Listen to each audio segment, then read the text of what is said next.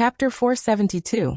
The moment Chu Qingyan stepped into the room, she was greeted with a faint fragrance that seeped into her nose and refreshed her spirit. She thought it should be used to wake her up. After all, the third princess fell asleep all day long. But Chu Qingyan saw Yen Luo frown slightly when she smelled the fragrance. Although she had doubts, she didn't ask because of her identity. Chu Qingyan turned to look at the furnishings of the whole room. The decorations were mainly pink and green. There were several pictures of flowers and birds hanging on the wall. The whole atmosphere was very delicate. There was no expensive porcelain decoration, but there were many small ornaments, such as clay figurines inserted in bamboo tubes, kites hanging on the wall, and some handmade ornaments. If she hadn't known in advance that this was the room of a princess, she would have thought it was a boudoir of a family, because it was not luxurious and rich like the royal family, but warm and beautiful.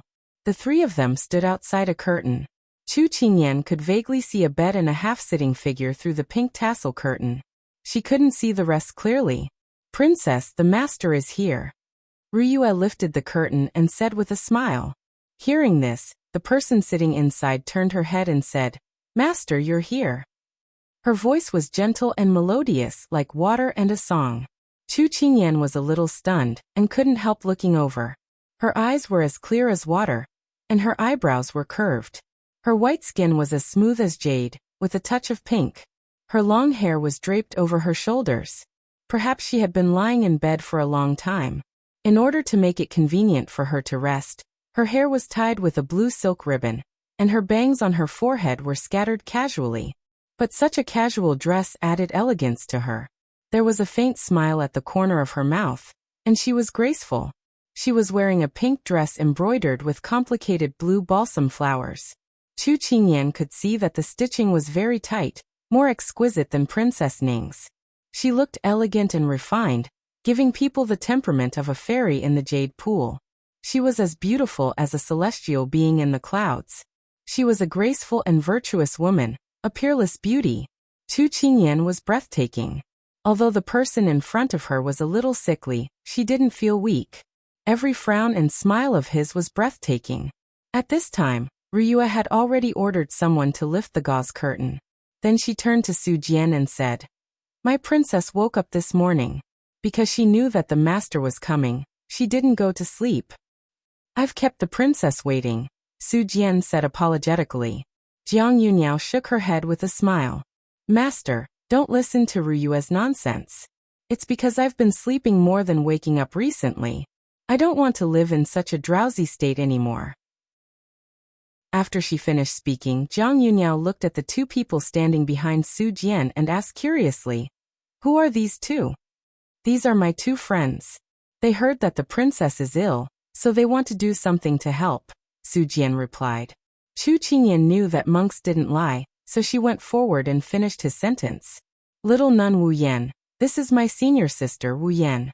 Senior sister has some understanding of pathology. When she heard about the princess's illness, she would like to trouble Master Su Jian to recommend her to take a look at the princess." "So you're Master Su Jian's good friends. Sorry for not going out to meet you. Sorry for troubling you." Jiang Yuniao was pleasantly surprised, but after the pleasant surprise, she became a little downcast. "I've been ill for more than a year. I've seen countless doctors, but unfortunately, I haven't gotten any better. I might disappoint you." She was humble, polite, and gentle. Chu Qingyan felt that she was a cute girl without the airs of a princess. "Princess, don't worry. Let this penniless nun take your pulse later." Cheng Yanluo couldn't accept the nickname Chu Qingyan gave her, but she had to consider the big picture. Therefore, she didn't bicker with her for the time being. She spoke seriously to Jiang Yuniao, who was lying on the couch. "Then I'll have to trouble Master Wu Yan," Jiang Yuniao said gratefully with a smile. Chu Qingyan clearly saw the corner of Cheng Yanluo's mouth twitch. She couldn't help but look away. She had no choice but to blurt out those words when they appeared in her mind. Ruyue had already arranged for someone to bring a chair. Cheng Yanluo sat down and placed her finger on Jiang Yuniao's wrist, sensing it with rapt attention. Everyone shifted their gazes to the two of them. If she guessed correctly, according to Su Jian's introduction, Jiang Yuniao didn't seem to have many days left to live. However, from the moment they met until now, She hadn't seen Jiang Yuniao show any signs of self-abandonment or panic. She only occasionally showed signs of disappointment, but she still gave off a clear and spirited vibe. This made Chu Qingyan very impressed. This was a young lady who made people feel good about her. Chu Qingyan found it hard to reconcile the current Jiang Yuniao with the resolute woman who broke her engagement. Just as Chu Qingyan was observing her, Jiang Yuniao seemed to sense her gaze. Perhaps it was because no one had looked at her so directly. She raised her head and met Chu Qingyan's gaze. Just as Chu Qingyan thought she had been caught red-handed, Jiang Yuniao curved her eyebrows and gave her a kind smile. When she didn't smile, she was elegant and moving. When she smiled, it was as if spring flowers bloomed. It was no wonder the people of Jiang Kingdom liked her so much. Her bright eyes and every frown and smile was as warm as spring. Chu Qingyan felt that she had successfully become her fan.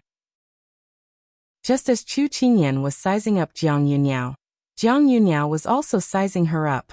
She hadn't seen a stranger for a long time. Furthermore, it was such a delicate and cute little girl. Her lively eyes reminded her of a kitten she had raised in the past. Unfortunately, it had disappeared. Now that she saw this little girl, she couldn't help but feel a sense of familiarity. At this time, Cheng Yanluo suddenly spoke. "Princess, can you let me take a look at your other hand?" "Okay." Jiang Yuniao obediently raised her other hand and let Cheng Yanluo take her pulse. Seeing Yanluo's serious face, Chu Qingyan couldn't help narrowing her eyes. Was this illness very difficult to deal with?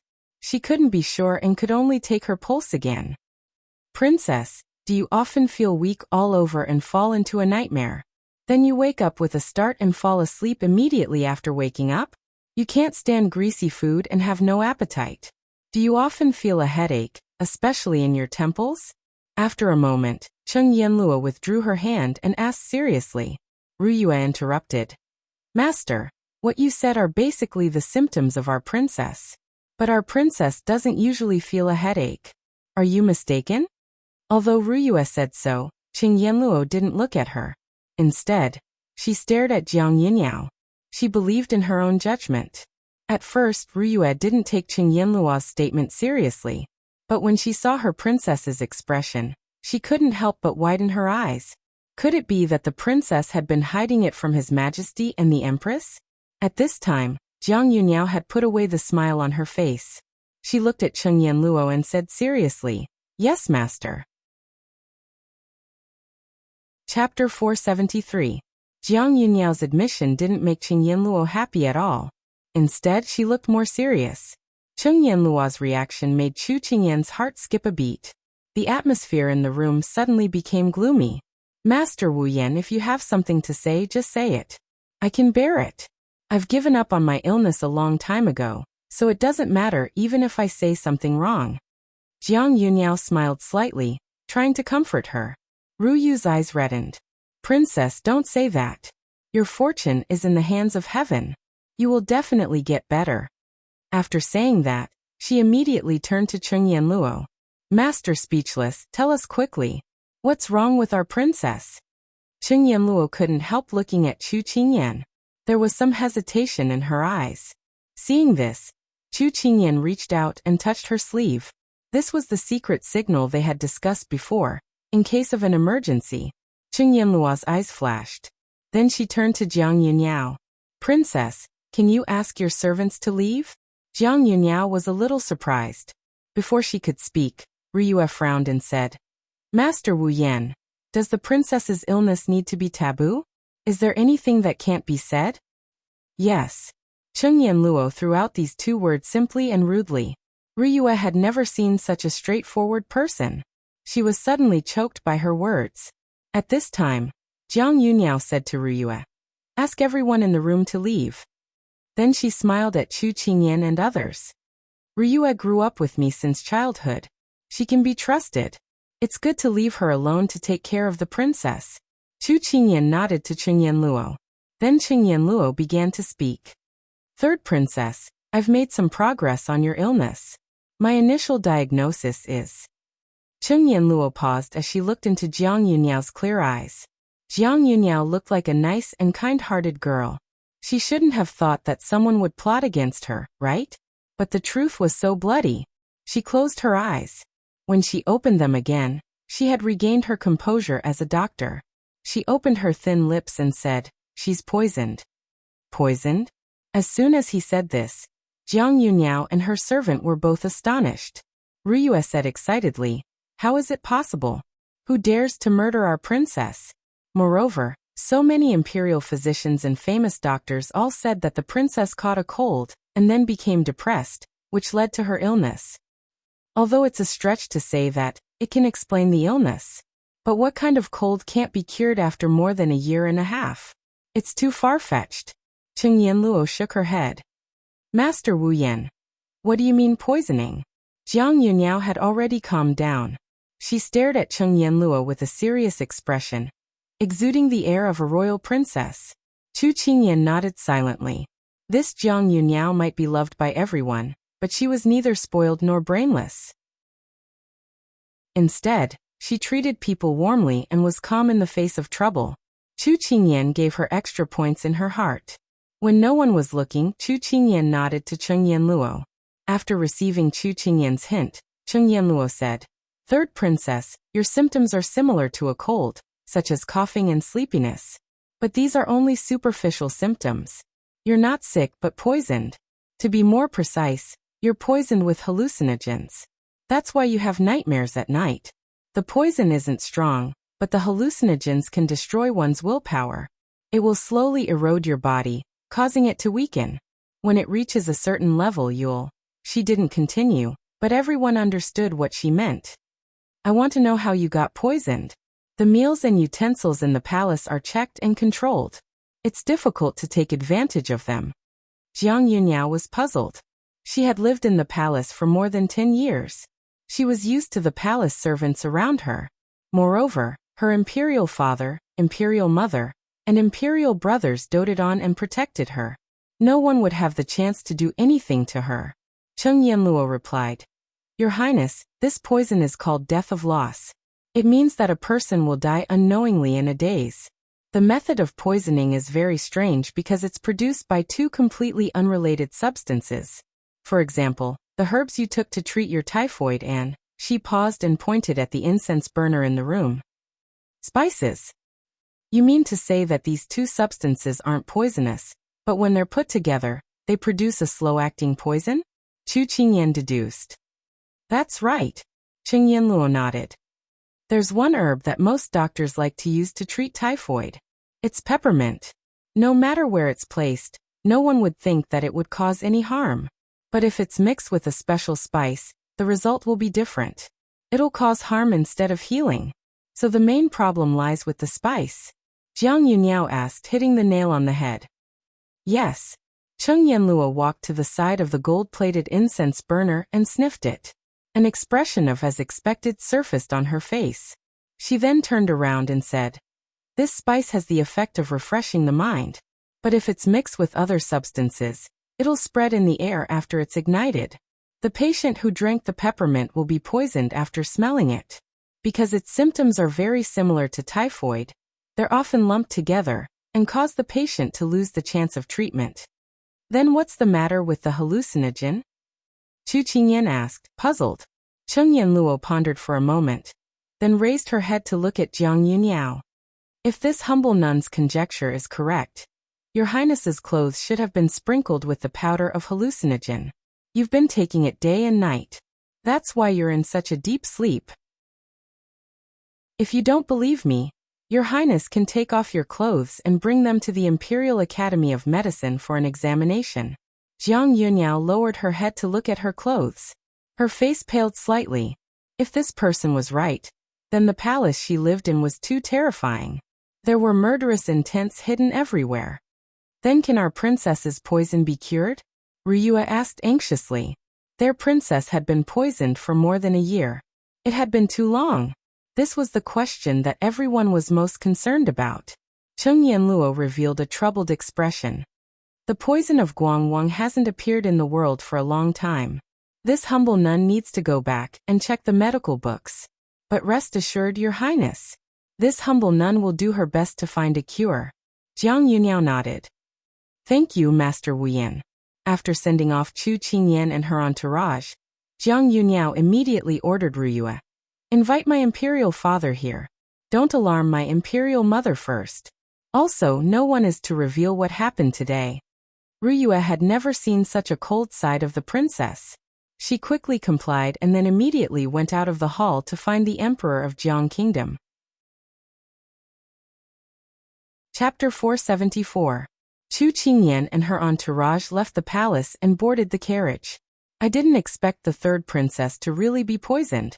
It wasn't an accident," Chu Qingyan lamented. She couldn't help but recall the time when Xiao Ran had delivered pastries to Big Ice Cube. If she hadn't eaten them by mistake, Big Ice Cube would have been the one poisoned. The imperial family looked glamorous on the surface, but who knew that it was fraught with danger and treachery? Cheng Yanluo could hear the disappointment in her voice and couldn't help but laugh. "Why are you sighing? You've been by Big Ice Cube's side for so long, so you should have seen this kind of thing many times, right? Could it be that your Big Ice Cube has protected you so well that you haven't seen a single drop of blood?" The dark clouds hanging over Chu Qingyan's head dissipated at her teasing. She rolled her eyes at Cheng Yanluo and went straight to the point. "How serious is the third princess poison?" Cheng Yanluo regained her composure. "If we hadn't appeared, she would have died in less than half a month." "Then are you confident that you can cure the poison?" Chu Qingyan asked. This was the most crucial question. "This kind of small poison isn't a problem for me at all. It'll just take some time." Cheng Yanluo leaned against the carriage wall. Her expression relaxed. Drag it out for 2 or 3 days. It'll make it easier for us to carry out our next plan." Chu Qingyan nodded. She felt as if the clouds had parted and the moon had seen the light of day. If the poison was easy to cure, it wouldn't attract the attention of Jiang Kingdom's emperor. They would only have a higher chance of obtaining the ice crystal flower if they created the impression that it was harder than ascending to heaven. Moreover, it seemed like only Yanluo could detoxify this poison. To other people, it was just an incurable poison. They weren't exactly lying. Su Jian asked, "Benefactor Chu, is there anything I can help you with?" Although he knew that they knew how to cure the poison but chose to hide it, he knew that she had her own plans and didn't ask. Chu Qingyan immediately nodded and smiled. "Master, we need your help with something. The Emperor of Jiang Country will definitely know about the matter of the third princess being poisoned. When the time comes, he will summon us into the palace. I hope you can introduce us." With Su Jian around, they should be able to gain the trust of the Emperor of the Jiang Kingdom faster and complete the transaction. "That's not a problem." Su Jian nodded. Returning to Jingyan Temple, the two changed back into their own clothes. After bidding farewell to Su Jian, they returned to Yi Manor. Upon entering the Yi residence, Chu Qingyan immediately went to look for Xiao Su. When Chu Qingyan left the palace, she had already asked Xiao Lai to inform Big Ice Cube. At this time, everyone was already waiting in the study. As soon as they entered the door, Cheng Yanluo told everyone about what she had discovered in Yaoyan Palace. "Miss Cheng, how confident are you in dealing with this poison?" Xiao Su pondered for a moment and asked. 90%. Cheng Yanluo originally wanted to say 100%, but when she answered, she saw Morongju looking at her, so she changed her words. She didn't want him to think that she was a conceited person. She was still a very modest person. However, was there a difference between 90% and 100%? Today, the Emperor of the Jiang Kingdom will know about the third princess' illness. The earliest he will summon us to the palace is tomorrow. When that time comes, we will bring up the matter of the ice crystal flower to the Emperor of the Jiang Kingdom. If everything goes well, when the third princess recovers, we will be able to obtain the ice crystal flower. Chu Qingyan's lips curled up, revealing a confident smile. That's great. In this way, we can help the third princess detoxify and ask the Emperor of Jiang Country for the ice crystal flower. Mu Ling's face was full of joy. Not bad, not bad. Brother Xiao, your child bride is very smart.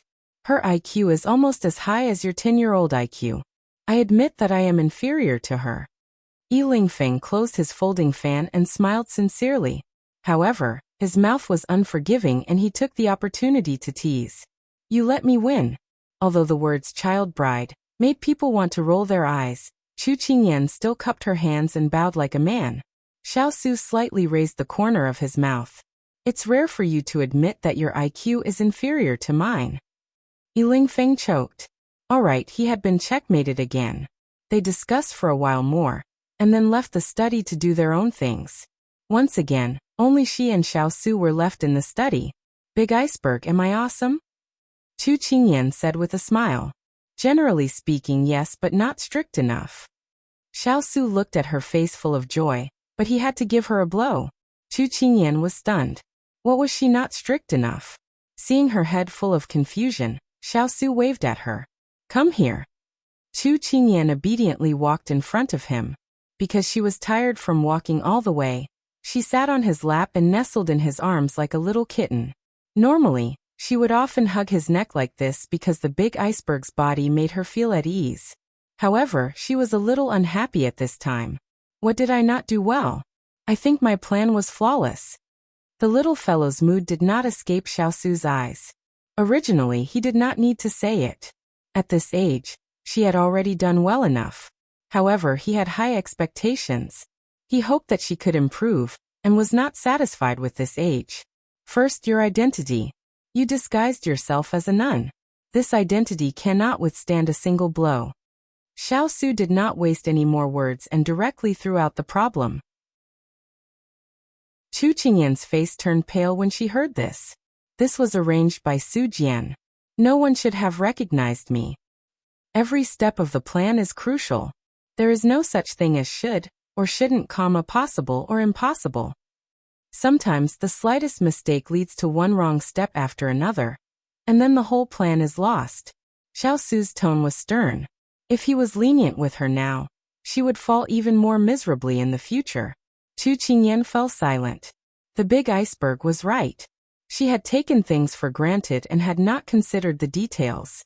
If her identity was exposed, not only would she and the big iceberg be implicated, but the Yi family would also be implicated. I was wrong. I shouldn't have been so eager for quick success. After Sister Yen Luo finished taking his pulse and found out about the situation, we should have retreated and informed Kong Ling. We should have asked him to recommend himself as a doctor. Chu Qingyan's tone was a little vexed. Xiao Su nodded and continued. Second, you neglected the hidden enemy. You mean the person who plotted against the third princess? Chu Qingyan was shocked. Since you can think of it right now, it proves that you're not stupid. Xiao Su patted her head. Generally speaking, no one would have the guts or the opportunity to murder the third princess. But in fact, someone did it and did it secretly. If it weren't for your appearance, I'm afraid that the person behind the scenes would have succeeded. Then, how could this person not know of your existence? How would the mastermind obstruct you in order to achieve their goal? Have you thought of all these? After he finished speaking, he saw her standing there in a daze. He knew that she had not thought far enough. However, he was worried that his words would hurt her deeply. He could not help but frown. Chapter 475. After hearing the big ice cube's words, Chu Qingyan's face turned pale. She was too impatient this time. If there was a slight mistake, it would implicate a lot of people. She forgot that in ancient times, challenging the emperor's authority was equivalent to enmeshing oneself in a cocoon. She was really too naive. Big ice cube, I'm sorry. I didn't think so much. I wanted to get the ice crystal flower as soon as possible, but I forgot to consider the details of the plan and didn't discuss it with you. Relying on her cleverness, she had achieved good results along the way, so she began to feel complacent. This was an illness, and it had to be cured. Feeling the guilt and self-blame of the person in his arms, Xiao Su couldn't help but reach out to comfort her. When doing things one step at a time, 3 steps at a time, avoid mistakes and consider many uncertainties, just like the plan can't keep up with the changes. Chu Qingyan humbly listened to the advice. She pursed her lips and said, Big ice cube, I know. Now we should think about how to remedy it. Her words made Xiao Su smile. He knew that his little fellow was not deeply hurt by his reproach. Instead, she cheered up. Okay, what do you think of this matter? I want to know the relationship between Jiang Yuniao and the people around her first. Who wants to harm her, and why? How do they want to harm her? I need to know myself and the enemy. Then I have the first suspect, and that is Princess Ning. After Chu Qingyan finished speaking, she told him about her encounter with the princess in the Blue Manor. Okay, let Turin do it. She reacted quickly, which made Xiao very satisfied. Next, you have to be prepared for someone to play the blame game, and your identity to be exposed. Chu Qingyan nodded solemnly. This time, the big ice cube really taught her a profound lesson. But after she agreed, she immediately reacted and couldn't help but raise her head. Big ice cube, you are so assured to leave it to me? When their eyes met, Xianmo's eyes were as deep as an ancient pool, but it gave people a sense of relief. Chu Qingyan almost couldn't extricate herself. If it weren't for the smile in his eyes, she would probably be absent-minded again. He was wearing a mask and his facial features were not outstanding at all, but she was always unconsciously attracted to him. Could this be the so-called charm? Chu Qingyan couldn't understand. You don't have confidence? Xiao hugged her loosely and raised his eyebrows. Boss, are you trying to goad me? Although I've seen through it, you still won. I'm confident. Chu Qingyan lowered her head and nestled in his shoulder. She wrapped her arms around his neck and rubbed against his chest. She complained, but her face was filled with a faint smile. Big Ice Cube believed her. He had given her the chance of survival. As she rubbed, Chu Qingyan suddenly felt that something was wrong. She touched her hat and suddenly realized, I haven't had time to change my clothes. No wonder Yi Lingfeng looked at me and laughed strangely. My reputation. After saying that, she took off her hat, and her hair fell over her shoulders. She touched her messy hair and smiled as she continued to lean on Big Ice Cube. Although she was wearing warm clothes, Big Ice Cube's body was like a heater. It felt more comfortable, and she didn't want to get up after lying there for a while. Looking at the fluffy little head in his arms, Xiao couldn't help but reach out to help her tidy up her messy hair. Actually, the little fellow's hair was black and straight. When he combed it with 5 fingers, it naturally became soft. It was a subconscious action, but the little fellow seemed to be addicted to it. After smoothing one side, she changed her angle and let him continue to tidy it up. Xiao felt that he had really raised a little pet. At this moment, he was smoothing her hair. Big Ice Cube, I think that with your intelligence, you could have arranged a perfect plan long ago and then let Jiang Country's emperor take out the ice crystal flower. But I found that ever since we came to Jiang Country, you've been lazy and left everything to me. Aren't you afraid that I'll mess it up? Perhaps it was because of her peaceful state of mind. The person in front of her was not as cold as usual. That was why she dared to ask the questions that had been bothering her during this period of time. If it were on a normal day, she wouldn't have this courage.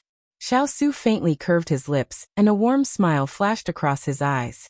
In the past, I used to use my brain too much. Now that I have you, it's rare that I can steal half a day of leisure. Isn't that good? Chu Qingyan was stunned. After a while, she understood the meaning of his words. She was a little embarrassed. Could it be that Big Ice Cube was saying that with her around, he could be a hands-off boss? Wasn't he thinking too highly of her? I'm only 10 years old. 10 years old. Although she didn't want to use age to talk about things, Chu Qingyan had to emphasize that she didn't want to overwork herself at such a young age. In another month, you'll be 11. Xiao mercilessly gave her a blow to the heart. Chu Qingyan pretended to be dead in his arms. This person was really hateful. He closed his hands and pulled her into his arms like a kitten. After living for 20 years, this period of time was the most comfortable and peaceful days for him. Even if he didn't know if he could cure the poison, his state of mind was the most peaceful. Big Ice Cube, you've been wearing a mask for 10 years.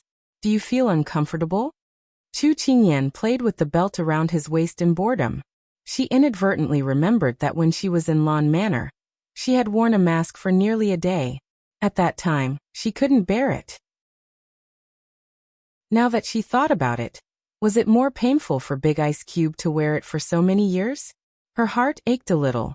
Xiao was very calm about the little fellow's sudden change in thoughts. It'll be fine once you get used to it. The first time he wore it, he was only 10 years old. His state of mind wasn't as steady as it was now. Sometimes he wanted to take it off in irritation. But every time he thought of that big fire, he had to endure it no matter how much pain it was. He endured it for 10 years. Time passed by quickly. He thought that this would be the end of his life. But 10 years later, there was an accident. And this accident was in his arms right now. Wearing a mask is too painful. When we go out in the future, you should change your appearance. No one will recognize you anyway. Chu Qingyan suggested as she counted with her fingers. When she mentioned this issue, Xiao Su's brows twitched. You mind my appearance? Chu Qingyan immediately shook her head like a rattledrum. Why would I? I'm not such a superficial person. Although I'm obsessed with appearances. She silently added this sentence in her heart. He could tell at a glance whether the little fellow was lying or not. As a reward for her, Xiao Su smiled faintly and promised, during the new year, I'll let you see my true appearance. Chu Qingyan was still counting with her fingers. At first, she didn't have much of a reaction. But soon her eyes widened. You, this big ice cube, your appearance wasn't burned, right? She had never touched on this issue, because she was worried that it would be taboo for him. But when he took the initiative to bring it up, Chu Qingyan blurted out the question that had been hidden in her heart for a long time. You'll know when the time comes. Xiao Su pressed her head into his embrace, along with her bewildered gaze. Just treat this as a New Year's gift to her. Chapter 476. Good things happened one after another. Huling, who was investigating in the Shang Kingdom, sent a letter saying that one of the 2 doctors, Zhang Zhaotian, had been ruled out. Now he was investigating the imperial physician Ma Wu. He believed that there would be news soon. Chu Qingyan was waiting for the emperor of the Jiang Kingdom to summon her. According to Turin's investigation, the Jiang Kingdom's imperial palace was undergoing a large number of blood transfusions in the past 2 days, because the imperial physicians found a large amount of hallucinogens on the 3rd princess's clothes and quilt. They also verified that the 3rd princess was indeed poisoned, not because she had yet to recover from typhoid. With this investigation, a large number of palace servants were investigated. At this time, they were in full swing to find the culprit. The imperial physicians were also urgently trying to find the antidote for the poison. Chu Qingyan thought that the emperor of the Jiang Kingdom would invite them to the palace to cure the poison within 2 days. She did not expect that the imperial physicians would be involved first. At this time, Cheng Yanluo, who was sitting in the garden and eating pastries, chuckled and said, if these imperial physicians could cure the poison, they would not have made the wrong diagnosis. Moreover, this poison is not common in the world. There are only a few people who know the antidote. If this continues, I'm afraid that the princess's life will be in danger. They will be summoned to the Jingyan Temple today or tomorrow. We don't have to worry. Chu Qingyan thought of Jiang Yunyao, and a trace of pity appeared in her eyes. Such a gentle and virtuous girl was rare. She hoped that she could recover soon. Well, let's not talk about this. By the way, where is Dugu? Why haven't I seen her wandering around recently? Cheng Yanluo asked with a muffled voice while chewing on a pastry. I went to see her this morning. She looked a little sickly. She probably hasn't recovered yet. Chu Qingyan guessed. Cheng Yanluo frowned. That's not right. The prescription I gave her should have cured her quickly. She should have recovered yesterday. Why is she still sickly? Chu Qingyan was a little puzzled.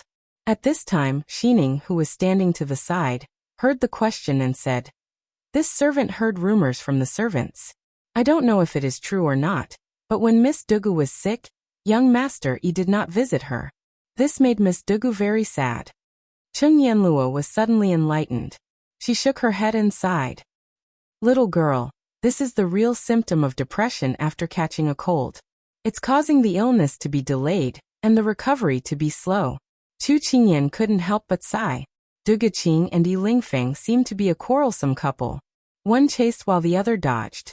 The spectators were worried for the 2 of them. Although it's said that there's a thin veil between a woman and a man, I found that there's a thin layer between them. When I went to visit her today, I felt that there was something wrong with her expression. I don't know if there will be a day when she will give up. She sensed that Dugu Qing's mood was low. She didn't seem like the cheerful girl she used to be. Instead, she looked worried. Cheng Yanluo couldn't help but miss the sly and capricious girl she used to chat with at the borders of Jiang Kingdom. Chu Qingyan didn't know that her intuition was always so accurate. Yiling Feng is a gust of wind. It's very difficult to restrain a gust of wind. Cheng Yanluo didn't have much contact with him, but she came to this conclusion based on his behavior. I hope Sister Dugu won't get hurt. Chu Qingyan prayed. When the sun was setting, Xiao sent a message saying that the Emperor of Jiang Kingdom had arrived at Jingyan Temple to invite Wu Yan and Wu Yu to the palace the next day. Chu Qingyan and Cheng Yanluo were overjoyed. It's finally here. And in the room of the residence, Du Guqing also received a letter. It said that her brother, Du Guqing, hadn't contacted her father and mother for more than a month because he was out training. Her father and mother were very worried and hoped that she could help send people to search for him. Du Guqing braced herself and leaned against the bed wall. The letter was already in her hands, and she looked coldly at the subordinate kneeling in front of her. How is the investigation of His Highness the Crown Prince's whereabouts? Du Guqing was different from her usual cheerful self. She exuded the aura of royalty from the moment she opened her mouth. If Chu Qingyan saw this scene, she would probably be amazed by the domineering princess. Since we couldn't contact His Highness half a month ago, we started to pay attention to His Highness' whereabouts. The last time we found His Highness was in Fu City. After that, we couldn't find His Highness anymore. A masked man in black knelt in front of the bed. His tone was filled with anxiety and self-blame. Du Guqing's fingers clenched. Her brother might be unruly, but he wouldn't do anything out of line. Not being able to contact His Highness for a month was something that would never happen in the past. He wouldn't do anything that would make her father and mother worried for no reason. Looking at the gradually darkening night, Du Guqing had a bad feeling. She made a prompt decision. Investigate who His Highness last saw. Spread out all hands and search for His Highness' whereabouts. If there's no news within 3 days, do as you deem fit. The masked man in black immediately bowed his head. Brother, nothing must happen to you. Du Guqing's eyes were filled with deep worry. Jiang Kingdom, Prince Ping's residence. In an antique and luxurious room, a figure stood quietly on the windowsill. Her slim and beautiful figure was projected on the window screen, lovely and moving. But this silence only lasted for a moment. Suddenly, the person standing quietly suddenly swept the teacup beside her to the ground. Her shoulders were trembling with anger. The matter of poisoning has been exposed. How did you all do it? The boiling hot tea was splashed on the 2 people kneeling on the ground who looked like eunuchs and maidservants. But in the face of such a furious Jiang Yutong, the kneeling people only dared to cower and not say a word. Your Highness, please calm down. Jiang Yutong's trusted maidservant, Feng Yi, immediately supported her. Calm down. All my hard work has been wasted. Jiang Yutong gritted her teeth. Her eyes were red and she didn't look like a virtuous lady in front of others. She looked like a venomous scorpion. The Emperor of Jiang Kingdom was furious when the poison in Jiang Yunyao's body was discovered. Everyone in the palace was being interrogated. Empress Jiang was in charge of the harem and had already investigated a large number of palace servants who had committed crimes. But they hadn't found any clues related to this matter yet. Jiang Yutong wasn't afraid of them investigating because when she set up this scheme, she had already made ample preparations so that they wouldn't find her. However, what she hated the most was that she only needed to take one step to make Jiang Yunyao die of an illness without her knowing it. But who would have thought that at this time, a Cheng Yaojin would appear and ruin all her efforts? Who are those 2 people? I want to know their identities. I want to see what ability they have to be able to neutralize the poison that I've spent so much effort to find. Jiang Yutong tore the brocade handkerchief in her hand and ordered coldly. Chapter 477. The next day, Chu Qingyan and Cheng Yanluo once again disguised themselves as nuns and entered the Jiang Kingdom's palace with Su Jian. Yaoyuan Palace was not as quiet as the 2 of them had seen before.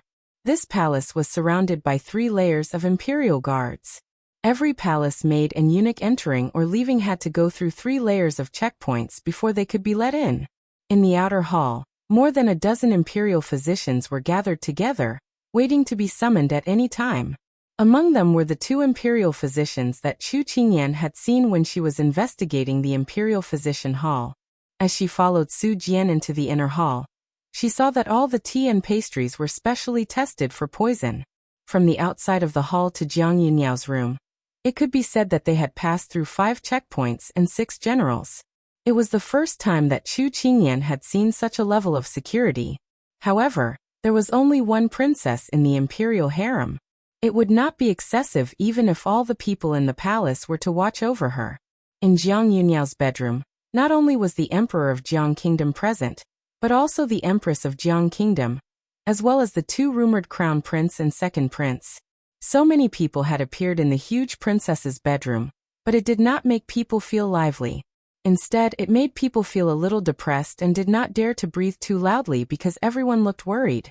Especially the beautiful noblewoman sitting in front of Jiang Yunyao's bed. She was wearing a green and blue floor-length dress with plum blossoms.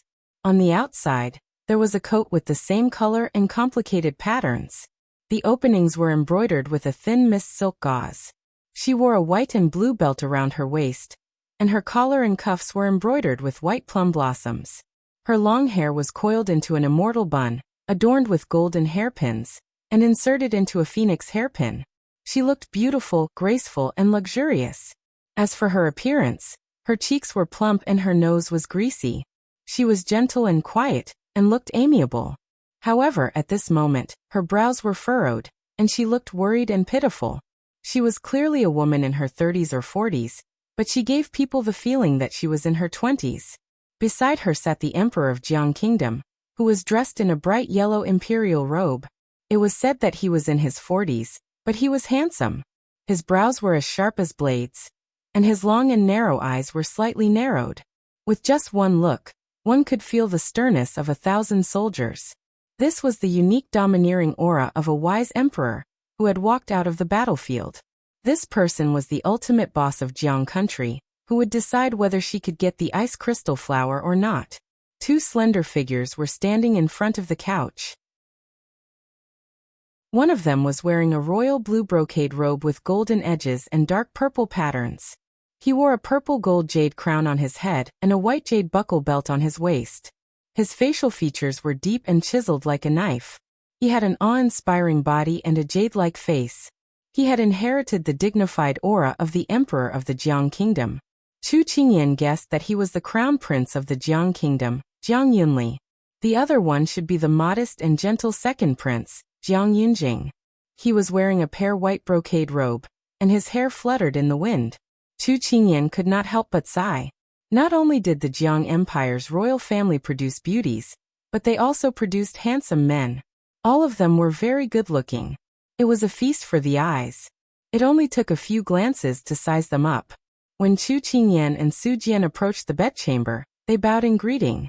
"This humble monk pays his respects to your majesty, Her Majesty the Empress, His Highness the Crown Prince, and His Highness the Second Prince."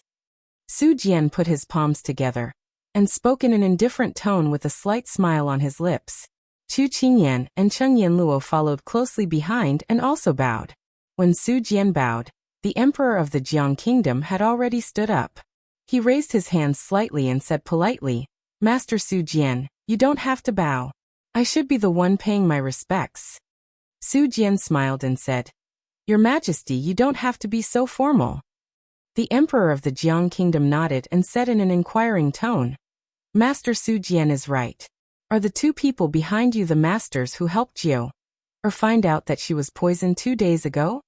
Su Jian smiled and nodded. Chu Qingyan was speechless at the Emperor of the Jiang Kingdom's behavior of asking the obvious. However, she and Cheng Yanluo bowed again and introduced themselves. When they entered, they had already turned their attention to them. Their eyes were scrutinizing them as if they wanted to see through her and Cheng Yanluo. It was hard for them to imagine that such a young woman could identify the cause of the illness. So far, there had never been such a young doctor in the Jiang Kingdom. The imperial physicians in the palace have already examined Xiao, and confirmed that she was poisoned. However, they haven't found a way to detoxify her. I wonder if the 2 of you have any ideas? The Emperor of the Jiang Kingdom's gaze fell on Cheng Yanluo. In his eyes, Chu Qingyan was just a little monk and nun. Even if she had medical skills, she couldn't be better than Cheng Yanluo. Therefore, he was asking for her opinion. Chu Qingyan didn't feel uncomfortable because of this. She could understand human nature, and it was the truth. The death poison is a rare poison in the world. Although it's rare, it doesn't mean that its toxicity is very strong. It's because it's difficult to mix the herbs, and it's easy to confuse it with colds. That's why it's so scary. Cheng Yanluo wasn't afraid in front of the emperor and spoke frankly with assurance. If it had been discovered in the early stages, the third princess's illness would have been cured very quickly. However, a year and a half has passed. Coupled with the hallucinogens effects, the third princess's body is basically hollowed out. It's difficult to completely cure her, but it's not completely impossible. Cheng Yanluo's words made the Jiang Empress's heart flutter. However, she heaved a sigh of relief when she heard the last sentence. She said eagerly, "Master Wu Yan, as long as you can save my Jiao, I'll satisfy you no matter what you want. As long as my Jiao is healthy." Chu Qingyan's eyes lit up. She had done so much just to wait for the Jiang Empress to say this. "Imperial Mother's words are our thoughts," said Jiang Yunjing, who had been standing at the side with a faint smile. Nothing was more important than their little sister. "That's right," the aloof crown prince of the Jiang kingdom said. The emperor of the Jiang kingdom looked at Chu Qingyan and Cheng Yanluo in silence. His silence spoke louder than words. This meant that he agreed with his beloved wife and beloved son. Chu Qingyan and Cheng Yanluo looked at each other. Their chance had come. What they wanted was the ice crystal flower. They believed that the emperor of the Jiang kingdom, who loved his daughter dearly, would most likely give it to her. Just as Cheng Yanluo was about to say something, a series of footsteps suddenly came from outside the hall. Bangles and pendants collided. The footsteps were hurried, but the sound of footsteps was not loud. Chu Qingyan guessed that the person in the lead should be a woman. At this moment, the palace servants standing on both sides of the bedchamber saluted. "Princess Ning Jixiang." "Jiang Yutong." Chu Qingyan's right eye twitched. Wasn't she the unruly princess who had fought with her at the Lawn Manor? What was she doing here now? Although she did not know, Chu Qingyan could not help but feel nervous. As if to verify Chu Qingyan's thoughts, Jiang Yutong, who was dressed in luxurious clothes and heavy makeup, came in first. "Uncle, Your Majesty, these two people are liars.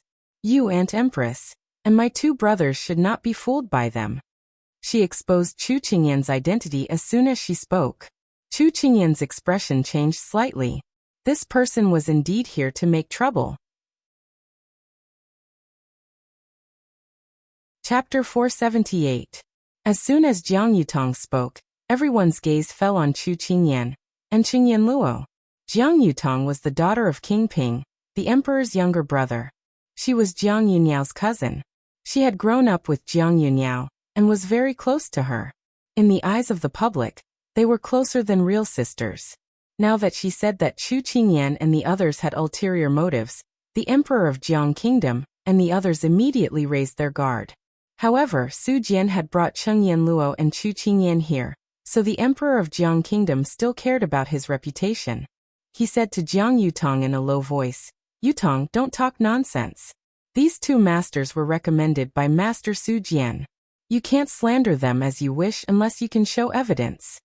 The first part of his words sounded like he was defending Su Jian, but the last part was hinting for Jiang Yutong to show evidence. Appeasing both sides was the most appropriate move. Chu Qingyan was secretly amazed. He was indeed an emperor who was good at scheming. He could see the knack of it with just a simple sentence. Jiang Yutong understood the emperor of Jiang Kingdom's words. Her uncle emperor doted on Jiang Yunyao so much that he couldn't let her suffer any harm. If there was a trace of danger, he would immediately be alert and protect her under his wings. She had experienced this firsthand after so many years. Not only did Jiang Yunyao enjoy the supreme favor that she didn't have, but she was also loved and respected by the people, and was also treated differently by second young Master Tang. Jiang Yunyao didn't need to work hard. All the light and attention seemed to come naturally to her. It was also because of this that she wanted to get rid of Jiang Yunyao as soon as possible. Why did Jiang Yunyao get more than her? Why did the person she liked care about Jiang Yunyao? She couldn't accept it. As long as Jiang Yunyao wasn't in this world, she would be the only princess of the Jiang kingdom. Even if she was a princess, she would be the only princess in the royal family. No one would fight for her favor. Therefore, she wouldn't allow these people to save Jiang Yunyao today. And coincidentally, she had a secret that could kill these people. She could only say that the heavens were on her side. Even the heavens couldn't tolerate Jiang Yunyao. Chu Qingyan looked at Jiang Yunyao coldly, waiting for her to make a move. Cheng Yanluo was a little flustered. But when she turned to look at Chu Qingyan, who looked calm and unperturbed, she somehow relaxed. The little girl always gave people a calming feeling.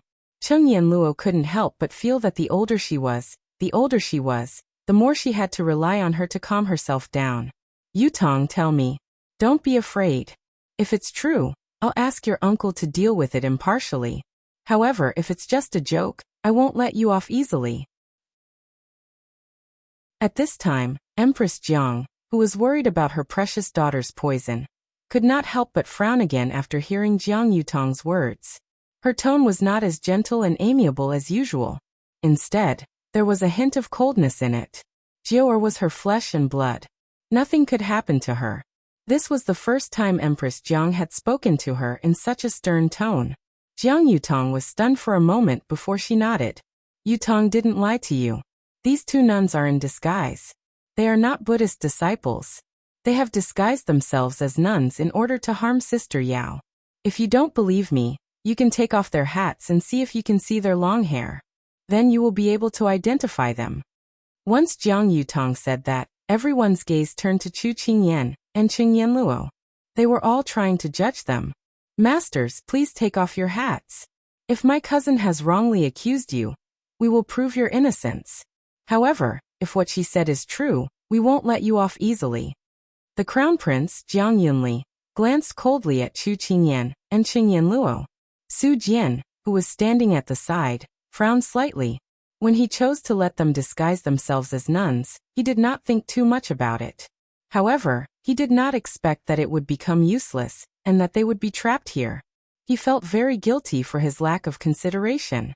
He did not hesitate and wanted to go forward to explain this matter to the Emperor of Jiang Kingdom. He believed that with the Emperor of Jiang Kingdom's deep sense of righteousness, he would be able to believe that this was a misunderstanding. However, when he was about to step forward, he realized that Chu Qingyan was looking at the crowd without a hint of worry. He stopped in his tracks and heard Chu Qingyan's clear voice in the room. Commandery Princess Ning is right. We are not real nuns indeed. Chu Qingyan admitted openly without a trace of fear. Her face was calm, and there was a smile on her face. Chu Qingyan's admission made the atmosphere turn serious. Imperial uncle, imperial aunt, brother crown prince, second brother, look. Yutong didn't lie to you. They have ulterior motives. They want to harm Sister Yao. We can't let them off. Jiang Yutong's eyes flashed with pride. However, when she spoke, her voice was full of grievance, as if she was a child who did a good deed but did not get candy. Empress Jiang patted her hand and comforted her. I know you are doing this for the good of your sister Yao. You are a good child. Even though Chu Qingyan had admitted to it, her calm demeanor made these scheming people suspicious. It was as if she had nothing to fear, and was not panicking at all. Who are you? Why are you lying? What is your motive? Jiao is kind by nature and has never been hostile to anyone. Why do you want to harm her? The Crown Prince, Jiang Yunli, was the first to question them. The Emperor of Jiang Kingdom and Empress Jiang looked at them coldly. Ice Cube said that the more powerful a person was, the more careful and suspicious they would be. Only by speaking frankly could they dispel their doubts. Chu Qingyan smiled and said frankly, Your Majesty, Empress, Crown Prince and Second Prince, I am Chu Qingyan, a citizen of Sichuan. This is Cheng Yanluo, the disciple of divine Dr. Luo from Sichuan. We came to Jiang Kingdom for no other reason than to look for a medicinal herb, the ice crystal flower. After asking around, we found out that the ice crystal flower was kept in the palace by Your Majesty. However, we are just commoners and have no chance to meet Your Majesty. We met by chance and found out that the third princess has been ill for a long time, so we want to do our best. Speaking of this, Chu Qingyan glanced at Su Jian beside her and continued, But we were afraid that our unknown origins would arouse your majesty's suspicion. When we found out that Master Su Jian, the holy monk of Sichuan, was also in Jiang Kingdom, we went to Jingyan Temple to ask for his help. Master Su Jian was merciful and agreed to help us. So, we came to the palace for the first time. In fact, we were not sure, so we hid our identities. This time, we found the antidote and were about to reveal our identities to your majesty, but we were exposed by Princess Ning first. As mentioned above, this is the reason why we disguised ourselves. As soon as Chu Qingyan finished speaking, Jiang Yutong immediately said, Imperial uncle, imperial aunt, she is talking nonsense. They are here to harm Sister Yao. You must not let them go. Chu Qingyan looked at Jiang Yutong with a faint smile. Princess Ning, you know best who harmed the third princess. Chapter 479. What? Chu Qingyan's words shocked Jiang Yutong. Could it be that this person knew something?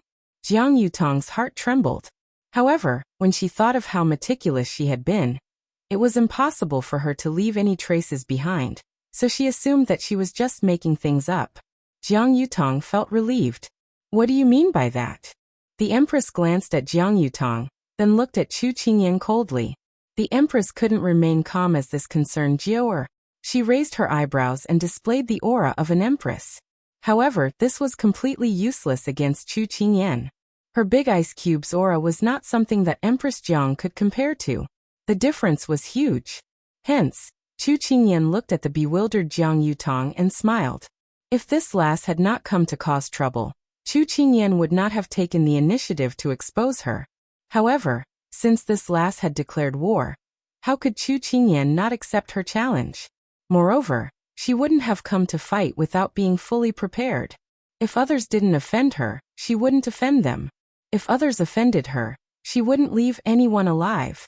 When we first entered the palace, we could tell that the third princess was poisoned. Sister Yanlua was in charge of taking her pulse, while Qingyan was in charge of the investigation. Everyone should know that the third princess was poisoned because mint was added to the spices in the room. It reacted with the decoction that she drank to treat her typhoid fever, resulting in the accumulation of toxins in her body. Hence, here's the crux of the problem. Chu Qingyan smiled mysteriously and continued. Mint is a very common herb in other countries, but it's almost unheard of in the Jiang Kingdom. This is because the climate and soil of the Jiang Kingdom aren't suitable for growing mint. Hence, in order to grow mint, we have to spend a certain amount of manpower and resources to create a place with a different climate and soil from the Jiang Kingdom. At this point, Chu Qingyan's gaze landed on Jiang Yutong. Her eyes were full of smiles as she said, I heard that Princess Ning has a garden that she doesn't allow people to enter easily.